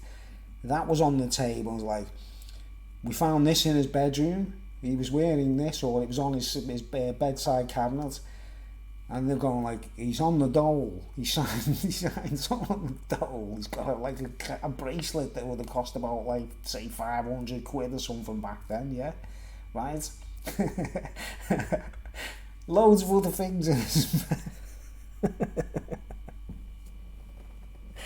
Loads of other things in his bedroom that suggested he was very wealthy, you know what I mean? But he was like, on the outside, he looked like an ordinary trampy scouser, you know what I mean? Well, he wasn't trampy, but right, on the table in the evidence, like, or in the court, when they were, like, showing it in the court first, and then we have to look at it close up in the thing, right? And then he goes, he had this in his bedroom. It's a leather jacket, but it's not like any ordinary leather jacket. It's a designer leather jacket that would cost roughly about £800. that he wore when he walked around Liverpool. Like this amazing jacket that was like made by this like Versace or something, you know what I mean? That no Scouse lad would ever have in life, you know what I mean? I was like sitting there going, I can't believe this guy pleaded not guilty. Like, you know what I mean? He's like Rockefeller. He was like Rockefeller, basically. Right. I'm just trying to clear up that why it was impossible for us to say not guilty, basically, right? And then they go like, and I remember looking at the jacket and it was like, oh my word, you know, quality leather jacket with like the, oh man, heavy duty with these like mad little fasteners and everything that no one else on earth had, you know what I mean? No one on earth had one, you know what I mean? Like Michael Jackson jackets or something it was, you know what I mean? And I was looking at the jacket thinking, man, that's quality, that isn't this guy's like, flipping hell man, he's not like, he knows the quality, doesn't he? You know, and the thing was, he used to go to Oxford to buy things, and he'd go backwards and forwards to Oxford from Liverpool, and that's where he bought the jacket from this guy who was like this leather specialist in Oxford who only supplied to rock stars and movie stars, right? And then another thing. It's funny because it's just so absurd, right? So I'm going, right, well, you know, I can't deny that, I can't say not guilty with that jacket, can I? I mean, man, no one wears a jacket like that, not even in Britain, let alone Liverpool, right? And then the coppers go like, okay, we've got a statement from a man who he didn't want to go in court because he didn't want to be seen, or you know, he didn't want to, you know, but he gave a statement to the police, right? This was another bit of evidence against this guy who was not guilty of being a heroin dealer. And he said this Mr. So-and-so from Liverpool, he put an advert in the newspaper and he was selling it was a Volkswagen Sirocco car, which was kind of a sporty car, you know, it wasn't like a Mini or, you know, we're talking about 1980s, right? When everyone was like boys from the black stuff and poor, you know what I'm saying? In Liverpool especially. And this guy, he puts an advert in the local paper, in the Echo or whatever, right? For sale, Volkswagen Sirocco. MOT, top notch, you know, a bit of a sporty car, like. £3,000, right? The accused phoned me and arranged to call at my house to look at the car. This is a kid on the dole, a 20 odd year old on the dole in Liverpool, right? He phoned the fella, he said, this is apparently by the witness's statement, he said. He phoned the fella, he said, are you selling a Sirocco in Liverpool? Yeah. And the fella said, yeah, you want to come round and have a look at it and have a test drive? He went, yeah, I'll be there later, mate. He arrived and knocked on the door, and I said, there's the car there in the driveway. And he took one look at it and he went, I'll take it. And he didn't even do a test drive. He went, I'll take it, lad. And he gave him the £3,000 or whatever it was, cash in his hand for a car, and then just jumped in it with his mate. He had a friend with him. There was two of them, like two men, came to pick up the car. He just goes, he takes one look at the car. He hasn't even tested it yet. He goes, yeah, I like that, I'll take it. He gives him £3,000. He jumps in the car and drives away with his friend. And I was like, wow. You know, I can't really say not guilty then, can I? I mean, bloody no, this guy's not really trying hard to, like, thingy. 2 days later, he turned up at a helicopter shop in Barbados. No, I'm only joking, that's just a joke.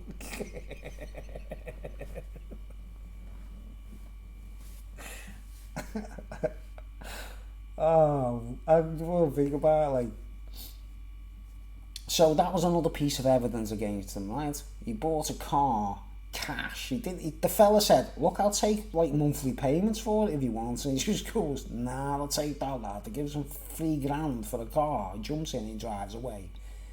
What am I going to say when the jury says to me, come on, what are you saying, guilty or not guilty, right? I'm sitting there like thinking, oh man, well, whatever next, like. And then they go like, and in his drawer, in his bedroom when we arrested them, we found this. And it was like a water carriage like that. It was like that, mate. It's like of £20 notes. And you know, at the time, I lived with a bird, a chick in Liverpool, and on the Wirral with a kid, and we were always poor. We were skins, right? And when we went to the jury duty, they pay for your fare and they pay for your lunch for the week. So you don't have to pay for your fare, you know, your ferry ride over to Liverpool or the train ride. And you don't have to pay for your food and your coffee. They give you the money for what they call costs. They give you the costs, and at the end of the week, they give you this little gyro for it. You have to pay for the stuff. And then at the end of the week, they gave you a little gyro at the end of when you were about to leave the court, you know, it's all over, like. So that's all we got, like, and I was actually quite poor at the time. I was like, it's probably the most destitute I've ever been in my life, because I was living with a bird, if you know what I mean, with a kid, you know, like, she was a jinx, you understand? There was always skins. So I'm sitting there at this table in the jury room, like, going, and we could pick the items up. I looked at this leather jacket that was worth, I can't remember, £800, I think they said. I'm like, wow, some like nice that's dapper jacket, that, innit? Like, you know what I mean? Like, thinking, fuck, this guy's going to Alcatraz, isn't he? Like, all his mates were all in jail. And I went like, and then I had to like, I sat there looking at this wad of £20 notes, and I can't remember I think it was £2,000.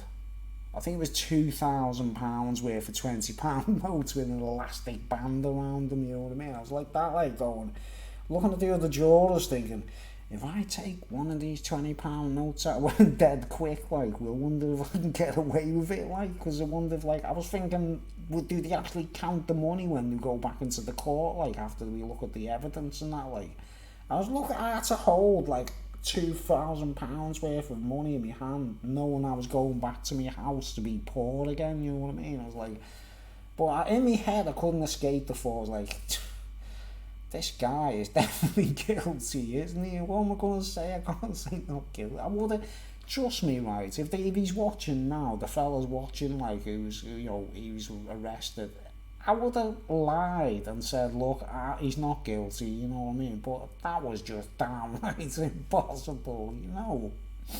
When you're on the dole in Liverpool, you don't go around wearing an £800 designer leather jacket, a Jimmy Savile bracelet, buying cars cash, and having like a wad of cash in your top drawer when you're on signing on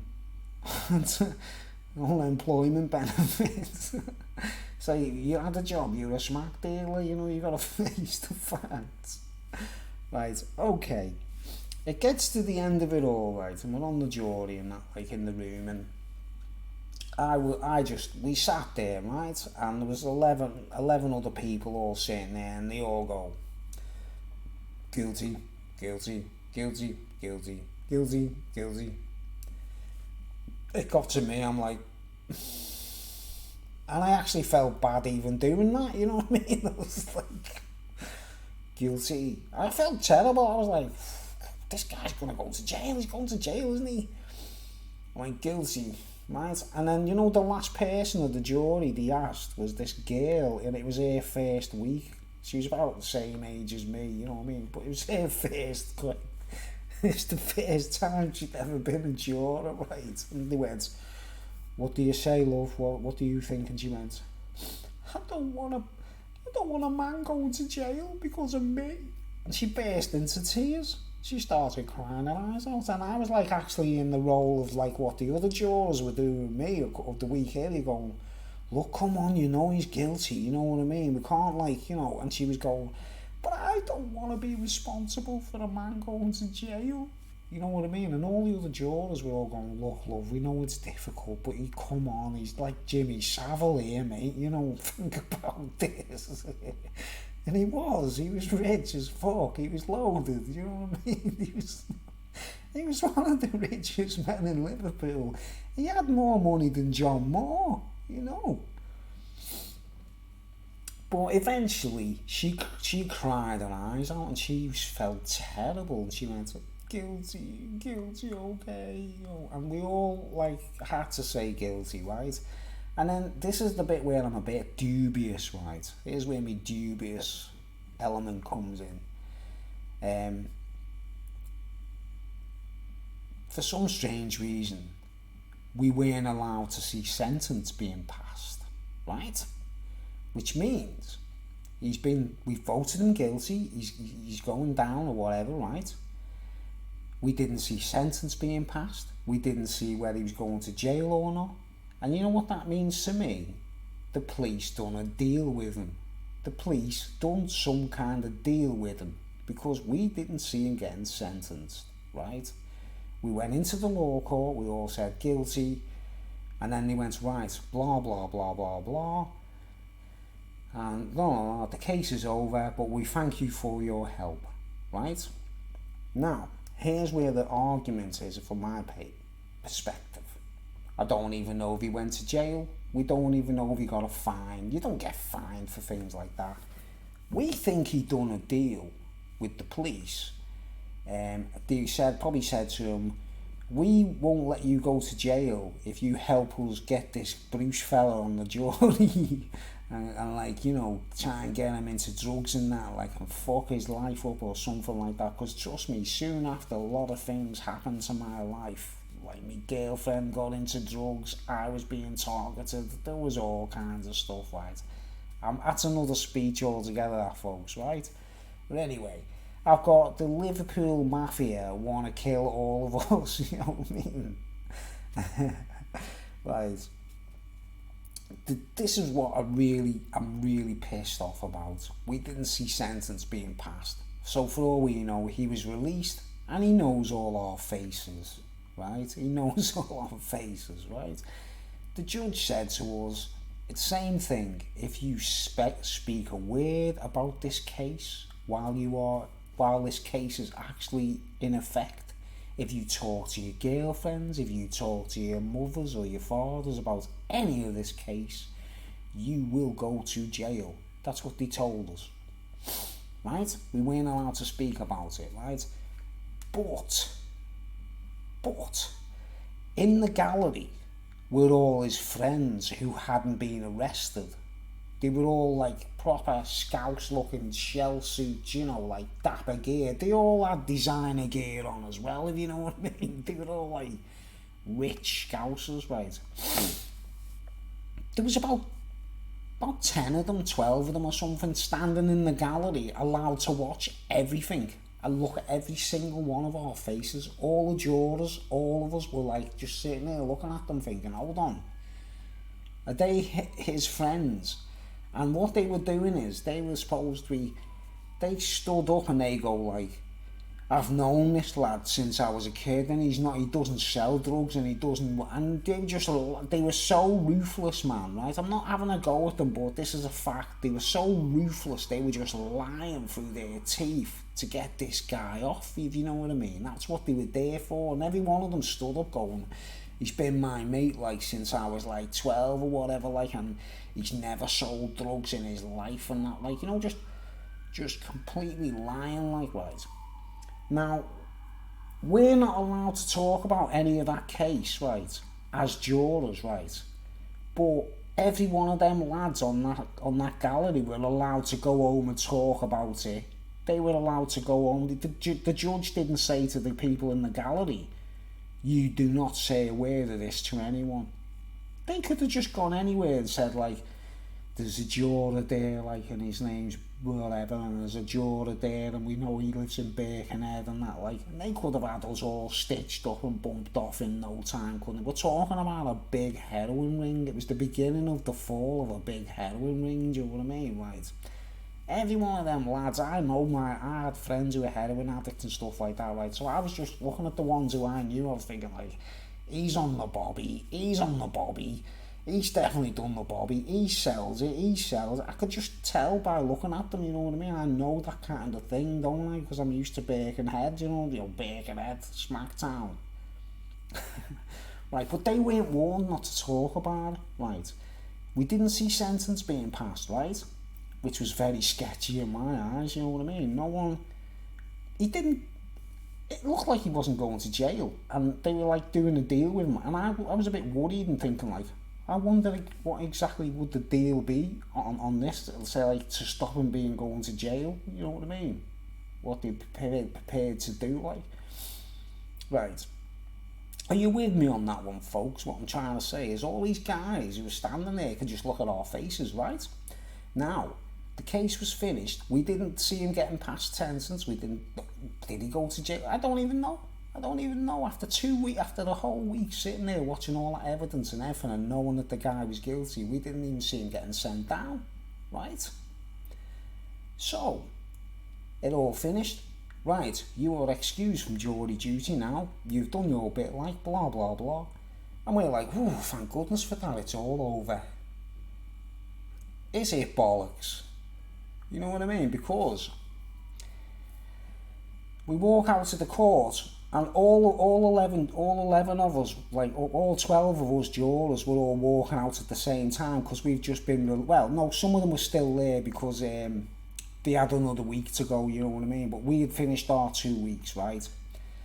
And there was a few of us walking out, and we go down in the elevator, and then we get to this hallway that leads to the door out of the courts. Guess who's standing, and guess who's lining the hallway like that in two, like what they call a wall of death, where you, in school, you used to have to run through a gang of lads and they'd all kick you and boot you from side to side, yeah. They obviously weren't hitting us. We were still in the law court, and there was like security men and coppers standing there and stuff, you know what I mean? But all these Scouse lads with the tracksuits on and everything, all just like this, mate. Looking at our faces going, as we walk past with no shame, not even hiding the fact that they were looking at us as if to say, you're gonna die, your family's gonna die. You know, I could read the minds. I was looking at some of them thinking, what? How are these allowed to be standing there in the hallway looking at us, your majesty? She must have needed a new hat, mustn't she? But the point is, I was walking alongside these guys and these women who were just like school teachers or whatever, you know, like ordinary people. And they were shitting bricks. They were like, oh my word, look at this. And I'm not exaggerating. It was like, say, 5 lads there and 5 lads there, all be allowed to stand in the hallway just looking at us like that, like snarling wolves, mate. You know, like snarling dogs or wolves. And I didn't care. I'm used to being battered or ganged up on. I wasn't really bothered myself. I was thinking, look, if any of these lads kick off on me, I'll smash their heads in, and if they smash my head in, so what, like, you know what I mean? What have I done wrong? We're only jurors, we're not coppers, you know what I mean? We're not policemen, But I think the Queen and the legal system is a sham because of that, mate, right? So I'm looking at these lads, and, you know, like, typical ginger-haired, like, scallies with freckles, like, you know, yeah, you think you're safe, don't you, lad? You know, looking at me like dead evil, mate, like pure evil, looking at me pure evil, right? And I was looking at them as if say, state, if you want to fight, do it, like, you know what I mean? And this guy standing next to me, he was a landlord of a pub in Liverpool somewhere, and he was quite well off or whatever, you know what I mean? But he was a proper Scouser fella, and he whispers to me, he says, where have you got to go, Bruce? And I was like, I've only got to go to the ferry, you know, and the law courts in Liverpool, they're right by St James's Station, you know, the train station in Liverpool, yeah. I only had to walk from St James's Station down to the ferry because I was getting the ferry over to, well, Seacombe in Wallasey, right? And I was just looking at these lads thinking, like, I'm used to this, I don't give a shit, they're only smackheads, aren't they, you know what I mean? I wasn't bothered, like. But anyway, the fella said, oh, my car's in the car park. And you want to come with me and I'll give you a lift to the ferry. And I was like, nah, it's only down the road, mate, I'm okay, I'm alright. But he looks at me and he goes, Bruce, I'm going to give you a lift to the ferry. Do you not know how serious this is? And he made it seem a lot worse, you know what I mean? I was thinking, hold on, are you telling me these guys are prepared to kill me in the streets or kill any of us if we're on our own? Is that what you're saying? Like, you know what I mean? It's basically like any one of these men would be prepared to do it in, lads, you know what I mean? So I was looking at them, I was thinking, wow, they do look evil. They looked evil, basically, you know what I mean? And so I walked right through them, and they just stood there calmly like that, like going. If you don't know what Liverpool's like, folks, you know, Scousers and Scallies in Liverpool, that's what they do. They're just like, I love you, ma, I love you, dad. You know, they're really evil people if they're bad people, you know what I mean? I knew a lot of people on drugs and stuff, so it wasn't like a new thing to me, but they were evil, you know what I mean, right?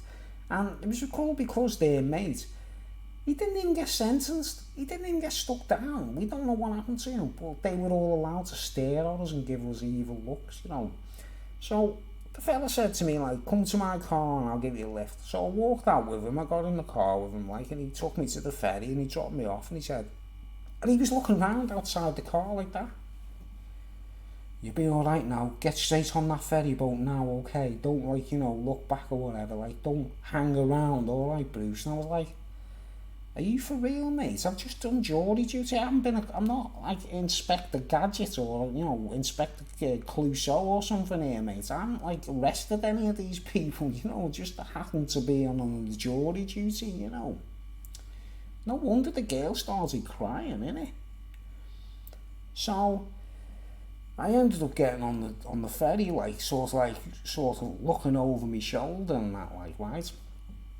And I got home and everything, whatever, like, and it just so happens that years following that, like, well, within weeks of all that, my girlfriend was being, like, drawn into, like, cocaine sort of circles. There was, like, there was weird things all started happening in my life, started falling apart, basically. We split up, the family was broken, I had people bragging to me, like, you know, I have you bad, you know, like, you know, you wouldn't believe how bad it got, right? But no one directly attacked me or nothing like that, you know what I'm saying? It's like, because I can look after myself, I don't mind having a scrap, you know, right? But loads of things years later materialised, and I think I met people, I think people even had the audacity, some of the gangsters even had the audacity to sell cannabis to me and spiked me, do you understand, folks? Because years later, you don't remember the faces, but they don't forget you, you know what I mean? And I've had circumstances where I've smoked cannabis and I've gone like, hang on, that's a little bit strong, what's in that, like, you know what I mean? And they're like watching from a distance thinking, wait till we get him, mate, on his knees asking for more, lad.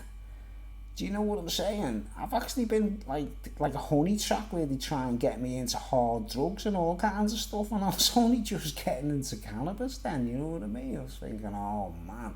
So you got to make yourself bulletproof, haven't you? You got to look like, you know, it got to the point where I ended up having to work out every substance available and what it does and how it works in your body just in case I was poisoned or spiked, do you know what I mean?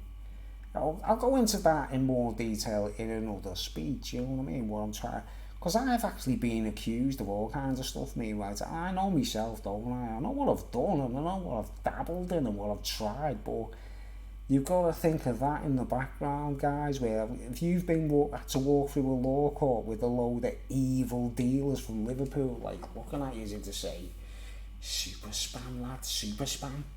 I'm looking at super spam there, lad. You know, actually looking at me like I was a beef steak or a chicken or a fucking oh no, I swear, or, you know, like some kind of hamburger, you know what I mean? But they didn't seem to get it into the heads. We weren't guilty of getting them arrested in the first place. They got themselves arrested. They were all selling stuff to all kinds of people, you know what I mean? It's like, if I, you know, look at it this way, right, folks. If I suddenly became a dealer tomorrow selling hard drugs, right, whether it's cocaine or heroin, I know I would have to go to jail for a short while at some point because it's like the police allow some people to sell stuff and don't allow others to sell it. Do you know what I mean? It's like, I know it's corrupt. I know the system, what they call organised crime. It's called organised crime for a reason. The police know some of them, right, don't they? But anyway, I'm wrapping it up there, right? I want you to tell me, what do you think? What are your thoughts on that, folks? What do you think of that? Like, I'd be interested to get any feedback. You know, this is like, you know, gangsters. They were seriously heavy duty, right? I have nothing against them personally. If people, the way I view it, right, folks, if you're prepared to risk selling stuff, right, I call it enterprise. But if you poison someone or someone overdoses because of you, it's on your head, isn't it? It's on your hands. Blood is on your hands. Or you ruin someone's life, or you ruin a family, or you make someone overdose or whatever. You know, you've got to take the consequences, haven't you? You know what I mean? You can't just get away with it, right? If it wasn't illegal, would it be different then, folks? Would we all have a different viewpoint? Because the Queen can change. She won't even legalise cannabis, for crying out loud, right? That's the reason some people want drugs legalised, is because people are free to either kill themselves, kill each other, overdose, mess up, contaminated drugs, whatever, become addicts, ruin their lives. I think you should let sleeping dogs lie, basically, you know. What's your decision, folks? What do you think? It's been like 2 hours, mate. What a speech, eh? Whoa, it's a quality. Right. Now, if those guys are watching this and they're still actually after me, right? If you want to just like meet me in the pub, like, and blow me head off with a shotgun, you know, go for it. Like, I'll try and turn the gun on yourselves or whatever. Like, I'm not stupid, you know what I mean? I'm a bit of a like I'm a black belt in origami. You know what I mean?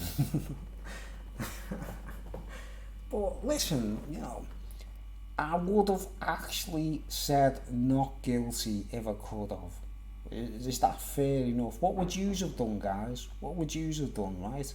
What would any other person do in my place? What would all of us jurors, if we all said not guilty, not guilty? Like, now, if I couldn't get 11 jurors to say not guilty for the guy who stole central heating systems, right?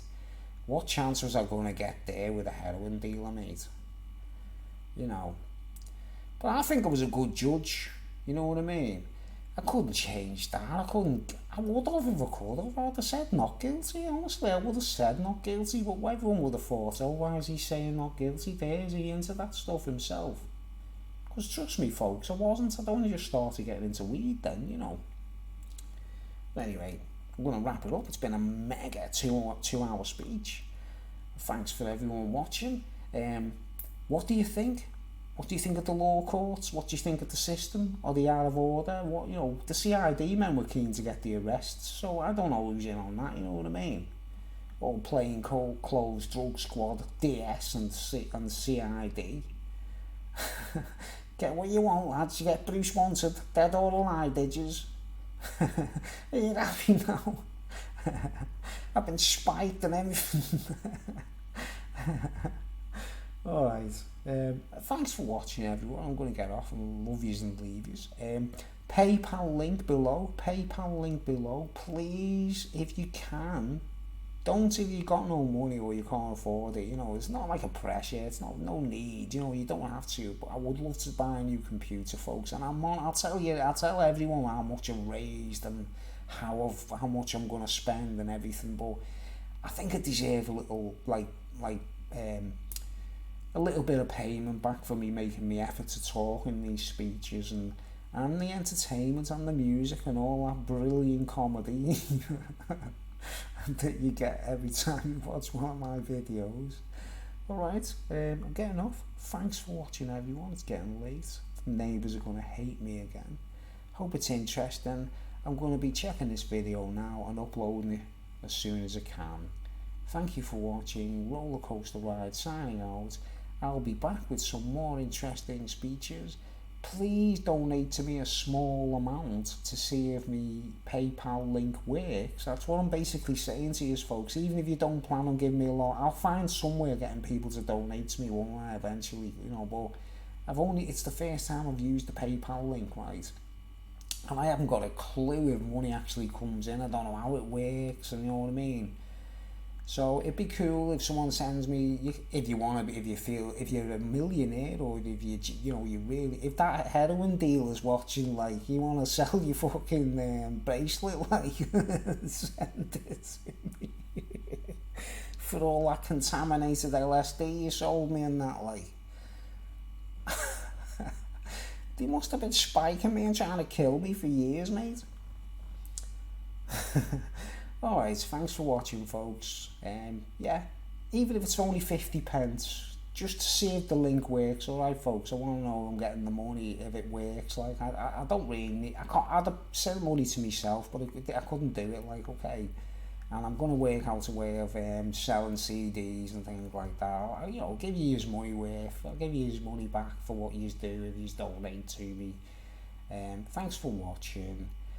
PayPal link below. Won't bore you anymore. All I'll say is, eat my cocaine. Alright, thanks for watching. Controversy. Oh no, it wasn't recorded. I'm only joking, it was. Don't do drugs, and don't do slugs.